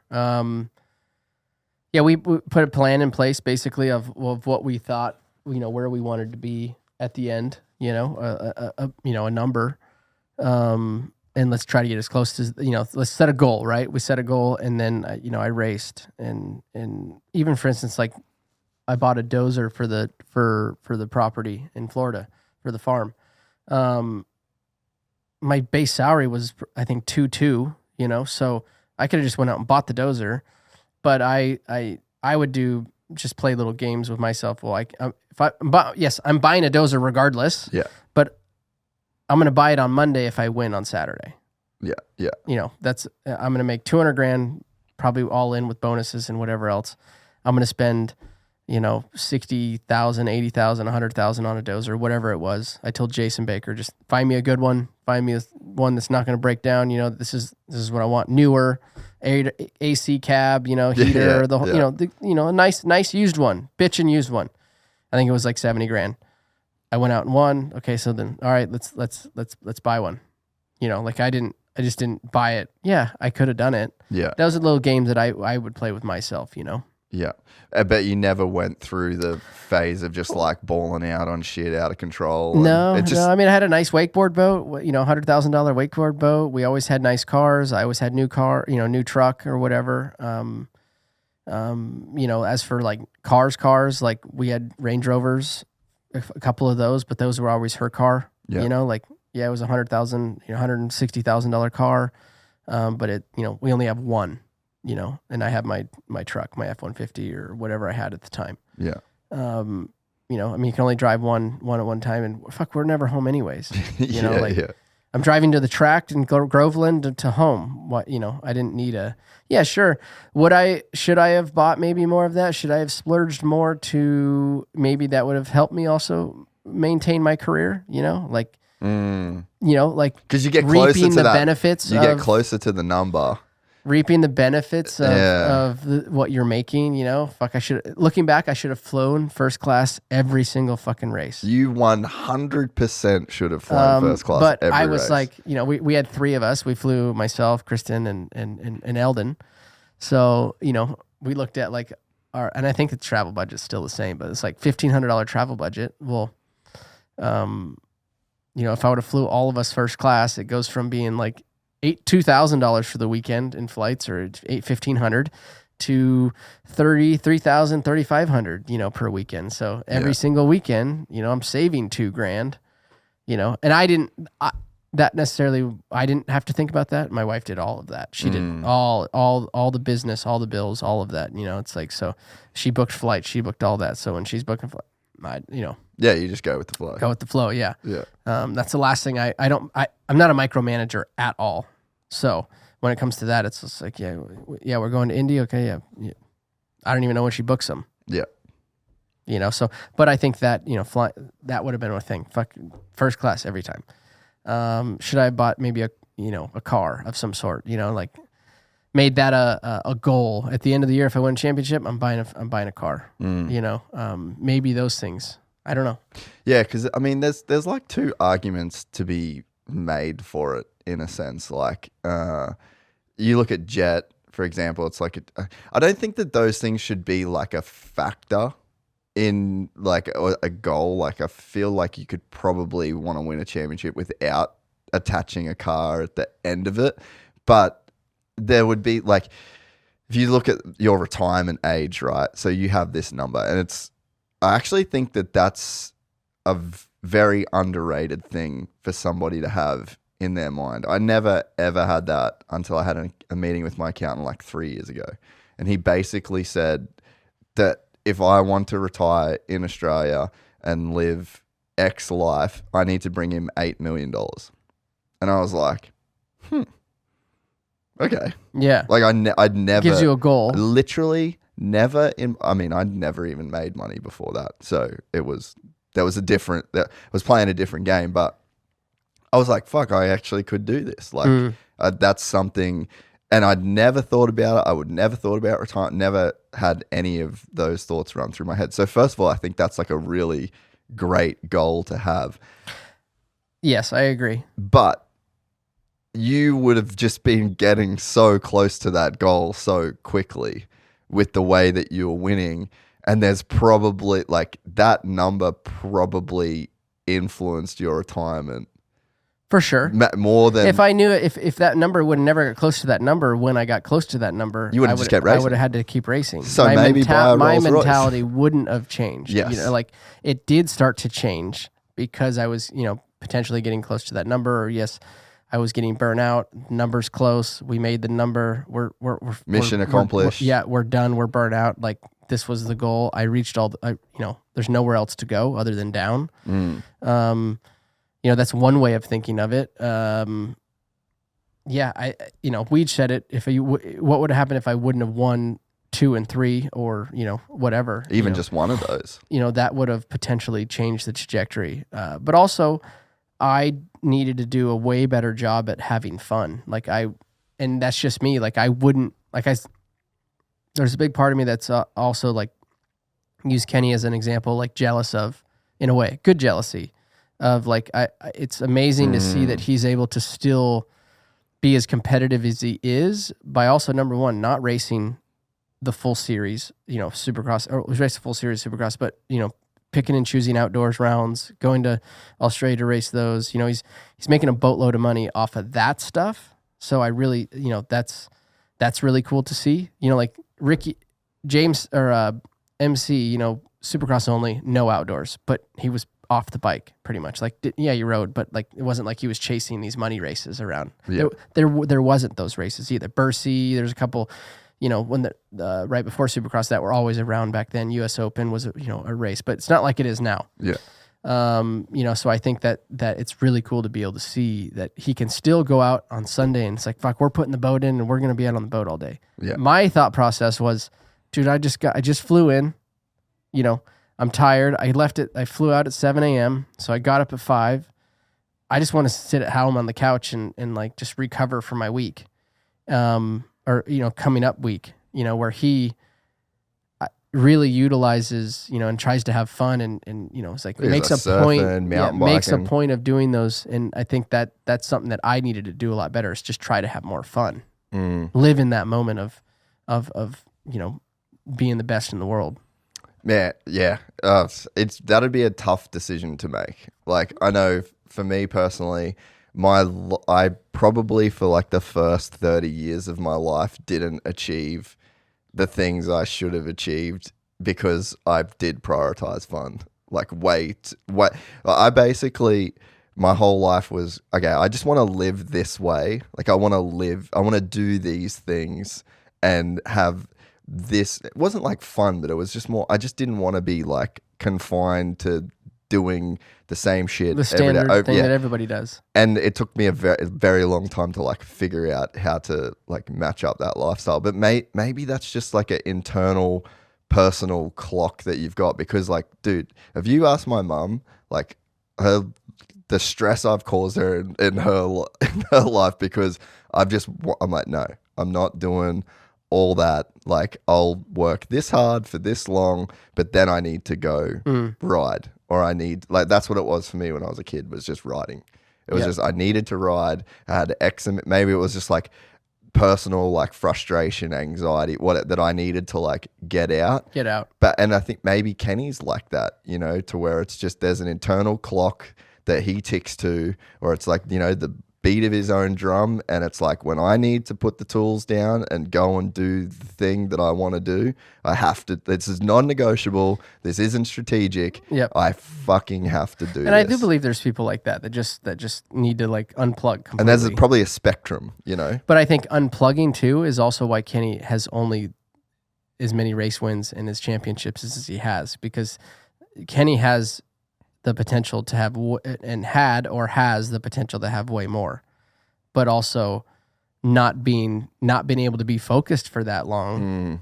You know, I mean, there's only a few of us that, 4 in a row, MC was 7, you know, like to be able to do that. Eli, you know, Dunge, those are kind of the, you know, James 2, you know, but really I think, you know, you really get up into the 3s and 4s, or 4s and over. And over, yeah. Those are numbers that are, you know, there's only 2 of us that have 4 in a row. Myself and MC that went 4 actually in a row out of all of Supercross, 50 years.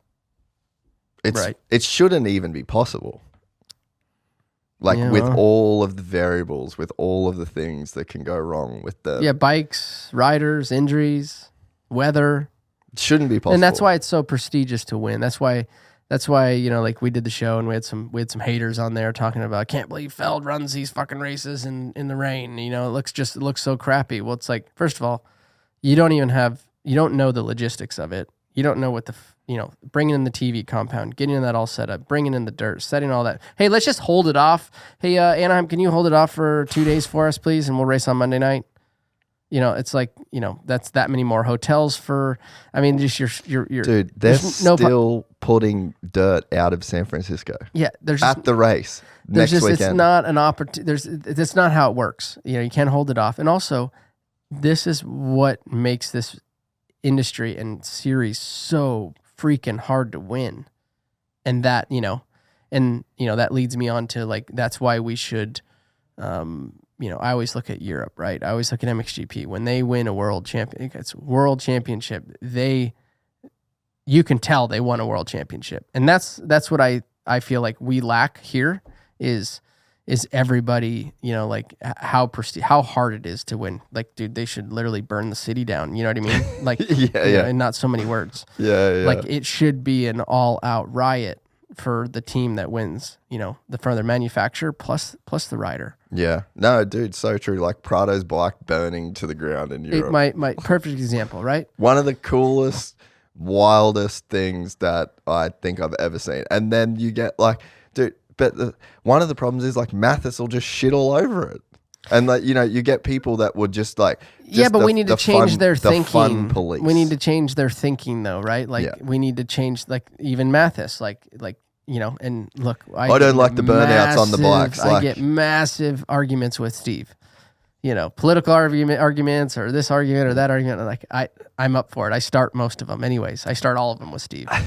So I like that. But like, yes, it's changing the way he thinks too. Like really getting him to, not understand because he's been around it forever. He's a mechanic. Like he's very versed in this industry, but changing the way we all think of how tough, how gnarly, how prestigious it is to win. It's like the Tour de France. It is our Tour de France. It is our Dakar.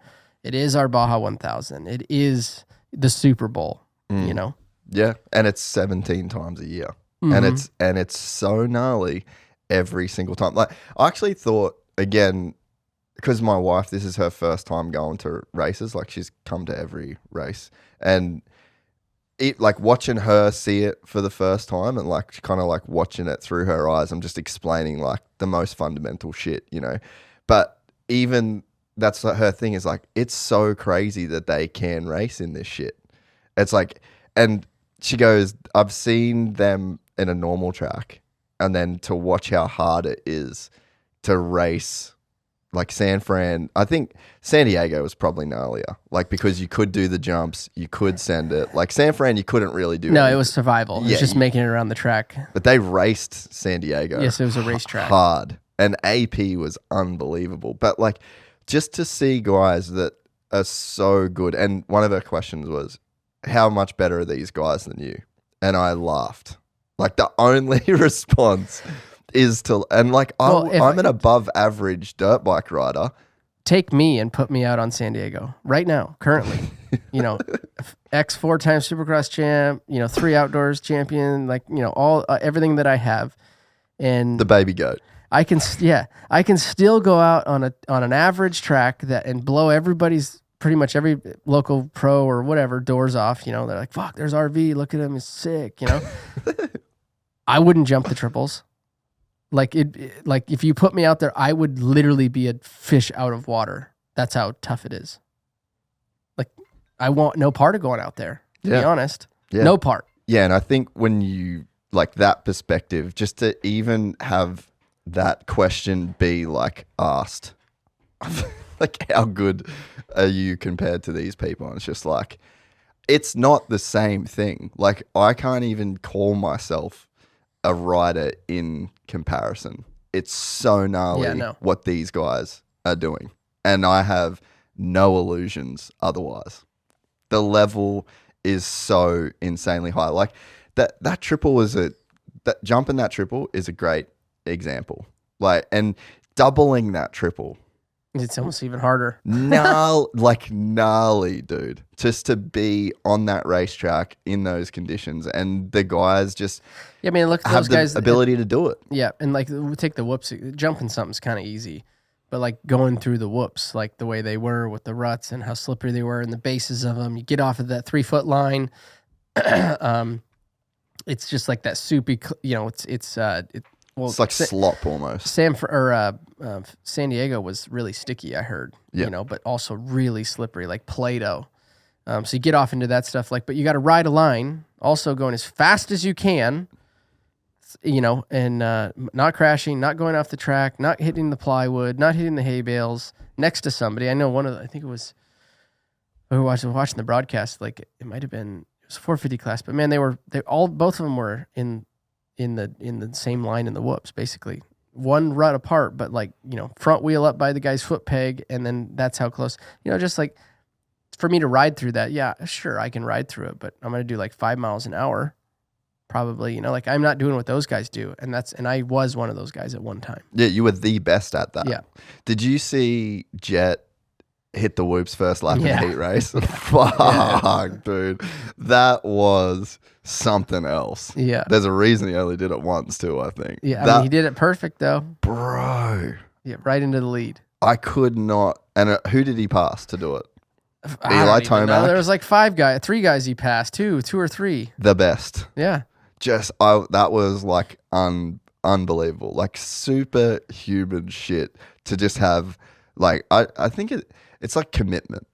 I think there was a lot. I mean, it's commitment, it's skill, it's talent. I think that there was a little bit of luck involved in that. I think whatever he did coming off of that left-hander over that double, triple to thing. carry that momentum. To carry the momentum. Also, I think he happened to, I'm going to go out on a limb here and say, really break it down. I think his tires were clean. Like every knobby was clean. It could bite every whoop because he tried it again. It didn't work out for him, he tried it a couple times, not as fast as he did, but it ultimately ended up going away from him. But yeah, it's gnarly what they can do. Yeah. No. And I wonder too, I've been on the back of not a MotoGP bike, like a super bike with Jack Miller, and you can experience it. And I'll always, that will be burned in my brain for my entire life. And I've been in a V8 supercar with Shane Van Gisbergen, and we can't, there's no equivalent of that in our sport. And but as a rider, I can go and buy a KTM 450 or a YZ 450 and I can experience it for myself. But no, I can't. I mean, I can't. In the basics of it. I can, but I can't. The what you see out of it when you go by and pick up a bike and go and ride is you automatically see, I don't know how they go that fast. I don't know how they can lean on that far of the tire. I don't know how they go through those bumps that fast. I don't know how their arms aren't blowing up. From an average perspective, it's you'll be 1 minute slower around Redbud, 2 minutes slower, taking if you can even make it around the track. Yeah, it's fucking crazy. And World Vets this year was a cool experience to ride Glen Helen really rough. I mean, it would be different rough to a national. Yeah, I know. Yeah, it's way different. But it was crazy. And just the speed that I could carry around that place when it was rough. On just a Thursday rough, and a Thursday you come off and everyone's like, "Oh, track's sick. It's getting kind of rough back there." That to World Vets was just not even comparable. And the speed that you guys dude, there's some videos of you at Glen Helen, lights bike, #1 plate, just fucking ripping so hard, and the track is so rough. That to me is incomprehensible. Yeah, Weege said it. I'll use Weege again. He said it again. It's and I think you can train that visual eye and reflex and all of that, but and I don't think you can pull somebody off the couch at 20 and train it to ride a dirt bike. You got to start my kid's age. But it's just like MotoGP, car racing. Being able to to read everything at 200 miles an hour as MotoGP, or read the ruts, the ever changing tracks that we ride, and at the speed that they ride at. Not everybody can do it. Not and it's something that we train, but you also have to have something like that's a little bit different, I think, too. Yeah. Where do you put the speed now? Like, do you think it goes levels above what? I think your era is pretty close. Like, I think not that much time has kind of passed. Like, I think bikes are very similar too still. Yeah. So I think that's the big factor too. Is yes, it's been almost 10 years since I raced, but also bikes are still very similar. We were still fuel injected. Really, nothing's changed other than electric start.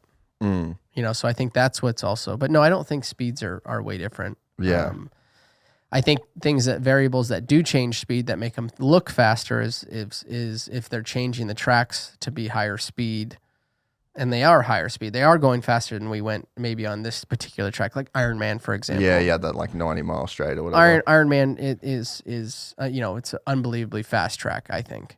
But you go to Hangtown, there's it's really not that fast. So I think certain tracks are faster and what make it look faster. But I don't think if you take a Supercross track here and a Supercross track there, like I think we had bigger whoops most of the time. So that would obviously look slower on tape, or be slower if we had bigger whoops. So. Yeah, and I guess like you can see in the lap times and stuff too. Like you go in this stadium, there's only you're still 50s, 53, 55. 1 minute depending on if you have a tunnel or not. Yeah. Go back to even James, like jumping the wall. Like, I don't think we have a guy out there today that would. Jett might jump the wall. Jett would probably maybe do it, but that's one thing I'm interested to see with Jett. Like press day at A1, did you see him do that? It was like essentially a fly. Oh yes, I did. Like easy, dude. Yeah, I think he did it super easy. Also to where the single was placed. In the landing single was placed, it was placed like 5 feet from the turn, so, and I know they pushed that out closer to the turn. So ultimately they made the jump bigger, number one, which is why he didn't jump it again.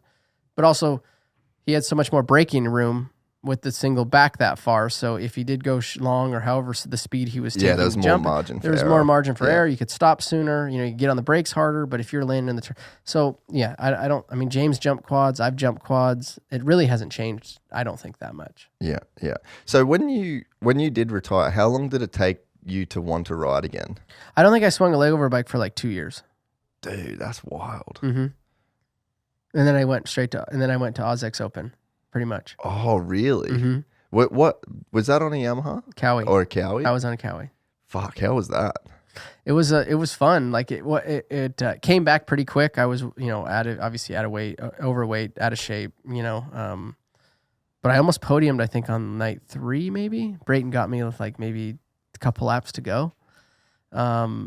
That's a very unique track. It's kind of like US Open. It's very simple. It's very easy. It's perfect retired guys track, But no, it was gnarly, like to be back in the mix, So, I'm thinking like, okay, so 300 grand is about what it would take to get Ryan Villopoto off the couch for 2 years to race a Supercross. Yeah, it was fun. It was fun. It was. I wouldn't do it now. Did it like reignite something for you? Do you think? No, not on the especially not racing, not on the but racing riding. Side. No, not really. To be like track stuff is still is what it is. Like, and to be honest, I look at the riding side like more of the adventure side, meaning, like the trip that if we New Zealand, going down going down to see Ben and doing the off-road side of it, single track on like WRs, or going T7, like the riding part's more of a byproduct of I'm trying to go and now just experience like the trip in a different country and that side of it, and I'm using this as a platform to get me there. Yeah, so. Yes, I like the riding part, but I would prefer to ride like trails or, things like that. Yeah. Like go see things, see pretty stuff that you're out. It's just not riding around a track laps. Yeah. I think that's one thing I think is going to really change in the next, like, because if you think about our generation, right, like we're the same age, and I now want that.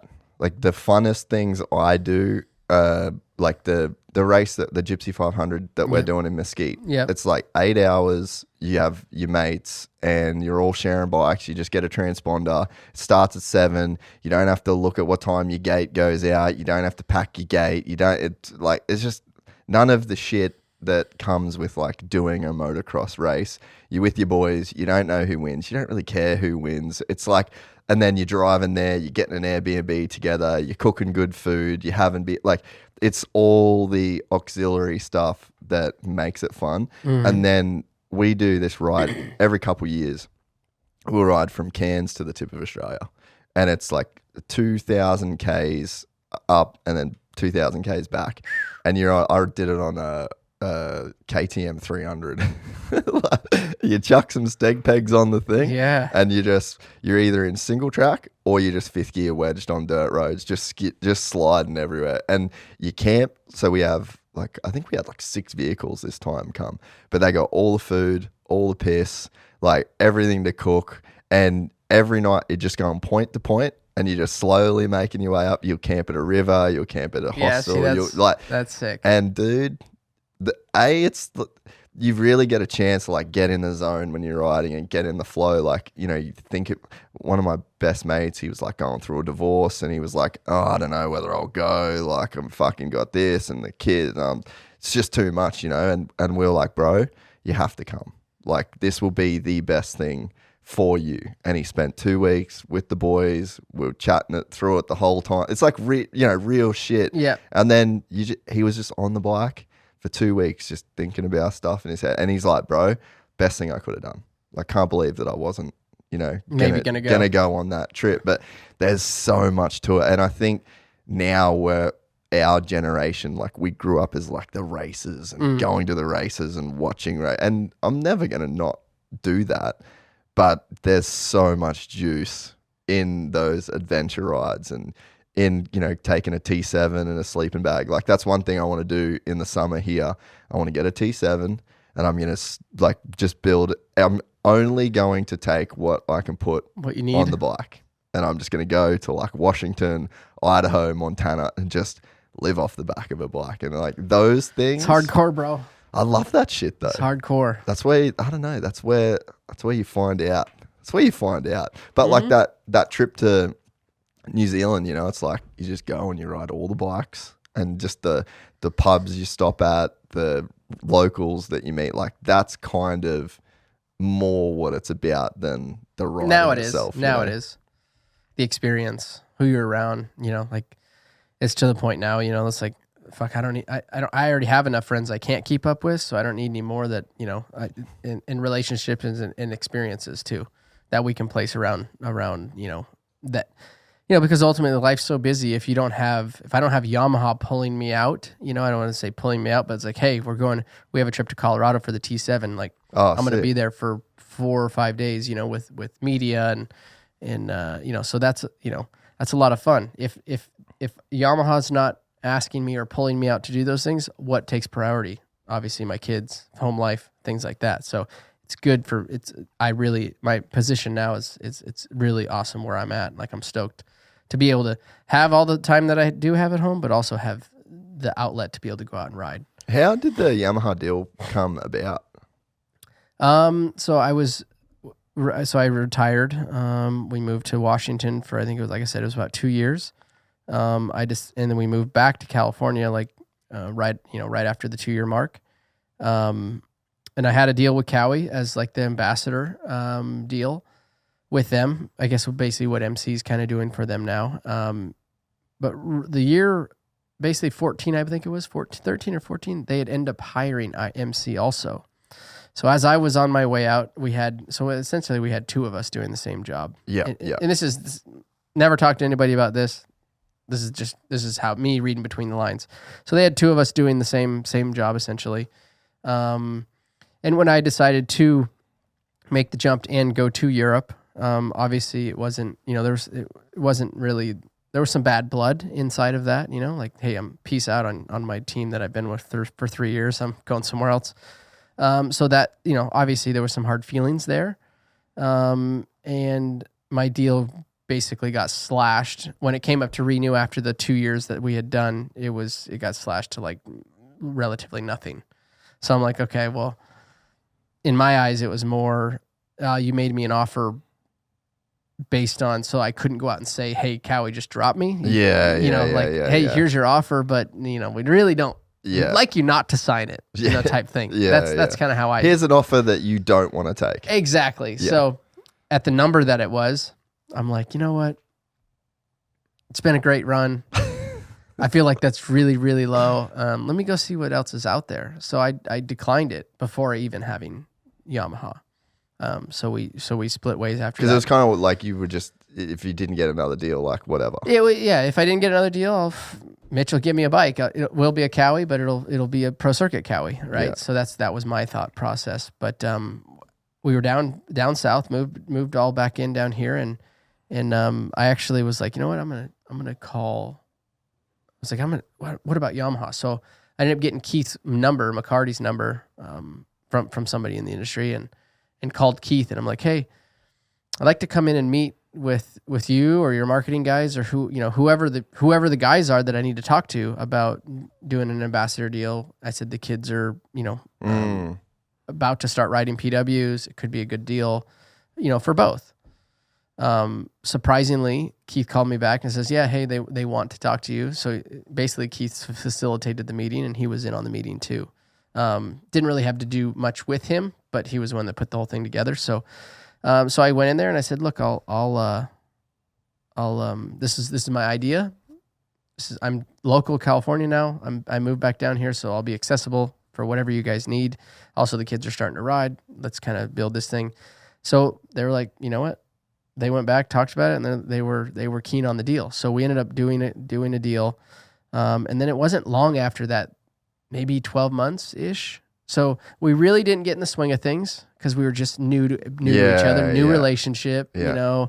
Also, it wasn't with the race team. It was with marketing. So I was, you know, I've always been around race team people, never really the marketing people other than photo shoots and things like that. So different people to learn, just different way of thinking, different working. Language. Yeah, different language, essentially, right? So yes, we did some stuff for the first 12 months, I think it was.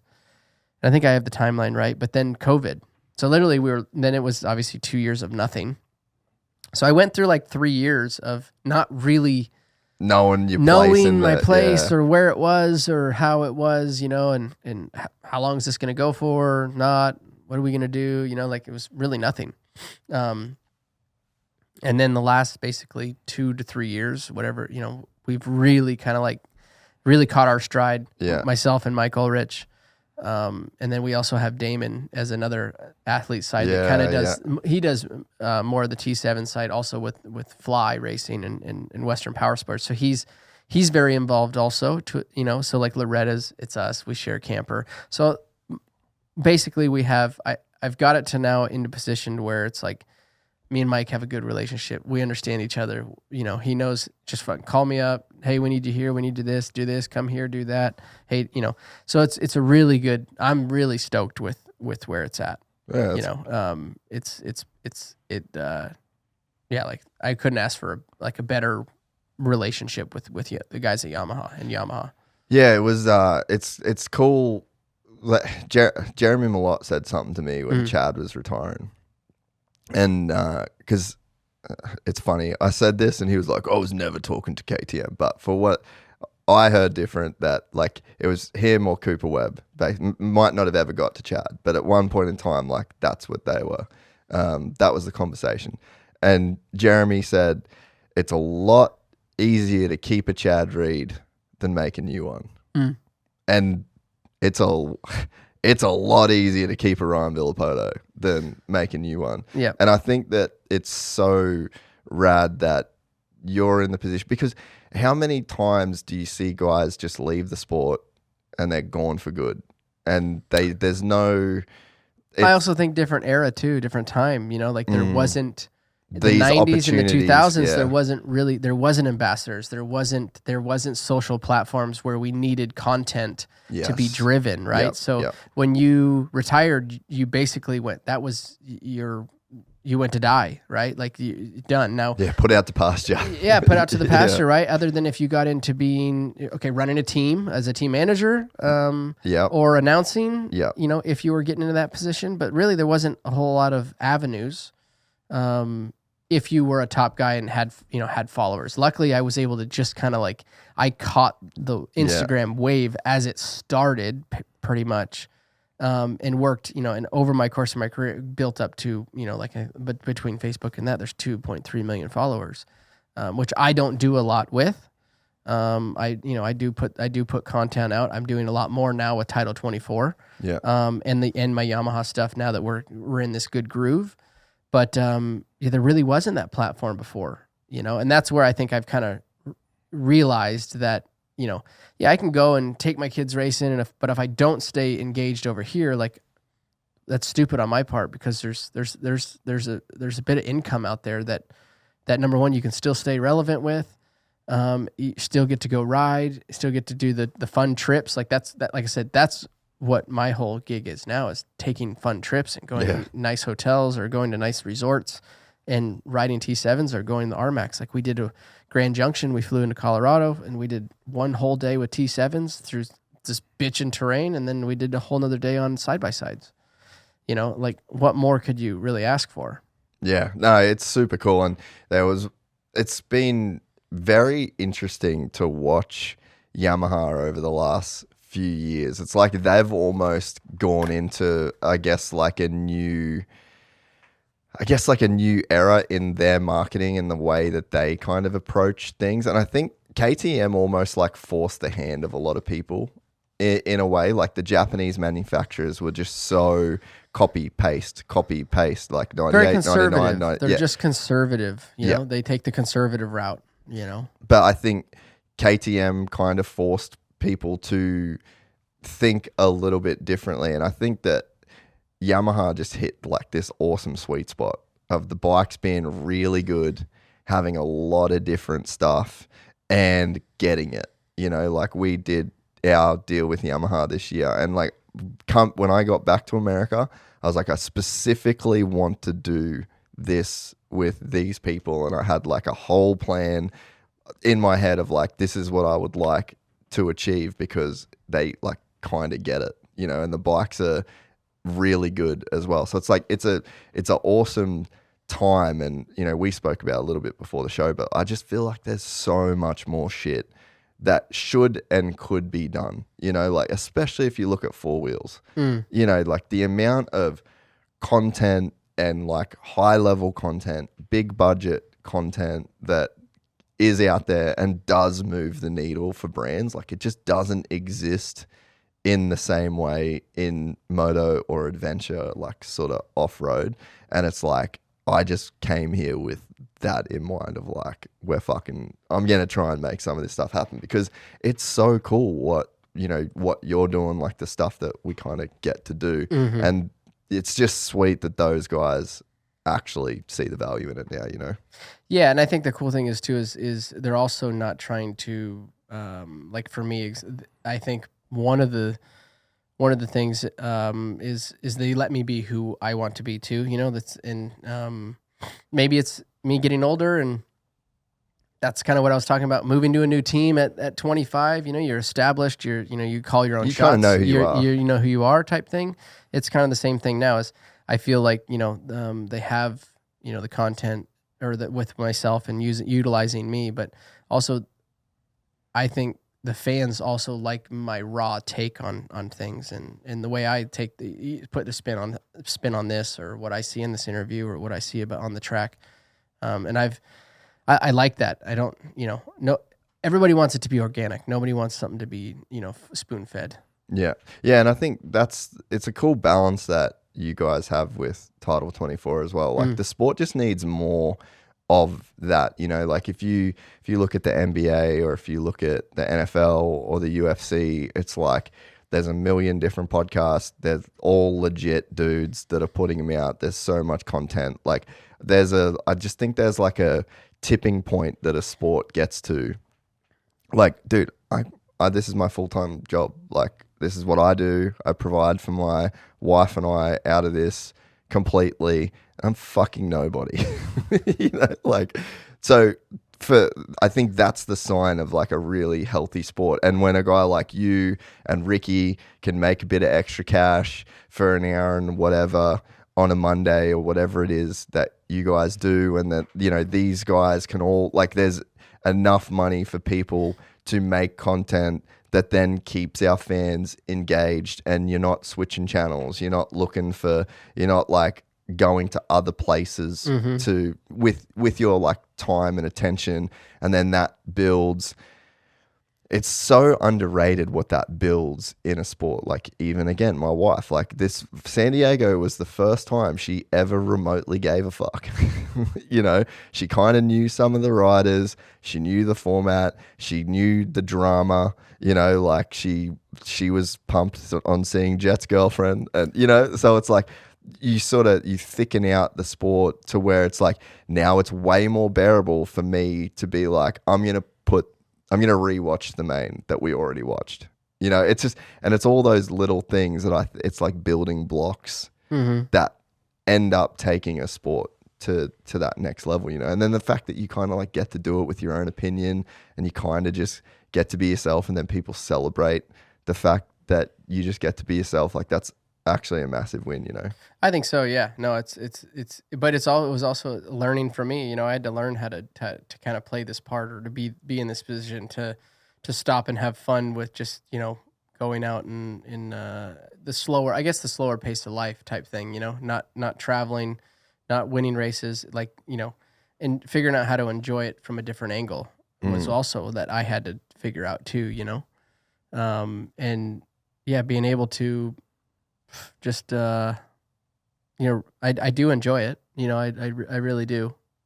It's like I said, really, it's a good partnership that we've created. You know. Yeah, and I think it's cool. Like, you and Ricky are very similar. We are. Like, if just to hanging out with you two guys, like, similar sense of humor, similar like approach on things. Both gingers, don't feel pain. That's right. But I think that's like a pretty good relationship too. Yeah, no, it's good. Like with Title 24, having, you know, I always, you know, I tell him this, and I tell this people, it's like, you know, being that Ricky's broadcaster, he's got to be a bit more buttoned up. He's got to be a little more buttoned up, in a right? box now. Yeah, we got a little, you know, it's just that's just the way it is, right? So, and then I think having my little more, you know, unencumbered. Yeah, you know, off the cuff, and you know, it's a really good partnership that, you know, brings the two together. You know, especially with Title 24. So what made you move back to California? People love to shit on California. Yeah, I've been here since August. Yeah. Fuck, it's unreal. Like, it comes with some bullshit, but god damn, it's but you're unreal. also not from here, right? True. So you're coming to the promised land, you know? So, yeah, it is the place to be. I will say that it's not in a very good position for riding. I think it's going to be obsolete, in my opinion, probably in 5 years. Pretty much done. You might have an odd tracks, you know, 2 or 3, but we went from having tons of tracks, right, to only having basically 4 right now. So it's not looking good in that side of it. But yeah, I think my wife's from down south, down here in Southern California, so. I always said, like, and I'm from obviously up by Seattle. I always said, you know, if you're West Coast, you don't really move past Texas, at least for me. At the time, but now with everything going on in the world, like, sure, I would love to have a place where I could take the kids and ride, and potentially we will. If we go racing, we'll move out. I don't know, but it's it's where the industry was. That's where I've only ever lived here, right? Seattle or outside Seattle, in California, and then I was in and out of Florida. I also lived. So those 3 places, but I've spent half my life in California. So that's just kind of where it was, you know, come back to basically home. From 15 to, you know, my whole, you know, till now, I've spent a lot of time in California. Yeah. Yeah. I mean, I was here from like 10 to 20, like end of 2010 to like basically 2018. So I spent like my 20s here basically, and then went away for 5 years, and then coming back, all I heard was people shitting on California the whole time as well. And I think from a political standpoint, yeah. Yeah, and I mean, I was going to say, like, granted, there actually is, like, there is some fucked up stuff going on. Like, even here, like, we're in a nice place, and there's a lot of homeless people that are just chilling. Yeah. But, I mean, if that gets cleaned up, but, like, as far as the state goes, like, what's on offer, the industry, the scenery, the cities that are here, like, dude, it is an insane place in the world. And I've been a lot of places. Yeah, I mean, there's not many places that, you get the beach, Big Bear, and then if you want to even go farther, you have Mammoth, all the off-road riding. You get out into the desert. I mean, that's something that I think there's not. I mean, it's strong, but like as for riding in California for closed course, we have an issue. But desert stuff, we obviously have tons of BLM land and places to ride. Out in the desert. Yeah. So that's what's really cool about it too. Yeah. Well, mate, I think we're done. All right. We've done 3 hours. We'll be getting close. I'm going to let you get back to retired life. Yeah. Going back, counting all your money. And it's been unreal, dude. I've finally we got to do it, but very appreciative of you giving up your time, coming on a rival podcast. That's right. So we're looking at doing a trip in May down to New Zealand. Hopefully, ride all of the Yamahas basically. I mean, if that is with BT, I've never really had the time to sit down with Ben and like even reminisce or talk 07, like certain things, so especially with a cooler of beer around us, like really get down to just the a couple boys and there's zero filter on any one of us. So I'm looking forward to that. Obviously seeing the countryside and the riding. It's always a place. He's been trying to get me down there since I basically met him, like once he found out I was in hunting, fishing, and then obviously teammates for those years, and knew who I was as a person. He's like, dude, you got to get down to New Zealand and check it out. So I'm looking forward to it. I purposely didn't talk much about 07. So if there's anyone listening that like wanted us to talk about that, we're going to talk about that in May with the boys together. It should be really good. That was one that made me love motocross so much. Like I obviously already did, but that year and the Great Outdoors video that came from it, and like, dude, that was maybe one of the best championships of all time. And like the rivalry, the respect that you guys had for each other, like everything about that was like, even the fact that you're on the same team, that to me is like the best version of motocross, or like the best representation of motocross that the sport has ever had. I mean, we'll get into detail of that once we do got to get Ben on, or get us down there, and we'll get all three of us on. But no, it was a lot of fun. Definitely some of the best times of my career. Yeah. No, I can't wait for it. All right, mate. We'll let you get out of here, but thanks so much, and I'll see you at Anaheim. No worries. We'll be there. We're excited to announce the launch of our new membership site, GYPSYTales.com, packed with exclusive content and perks that you won't find anywhere else. This is your chance to become a part of the Gypsy Gang.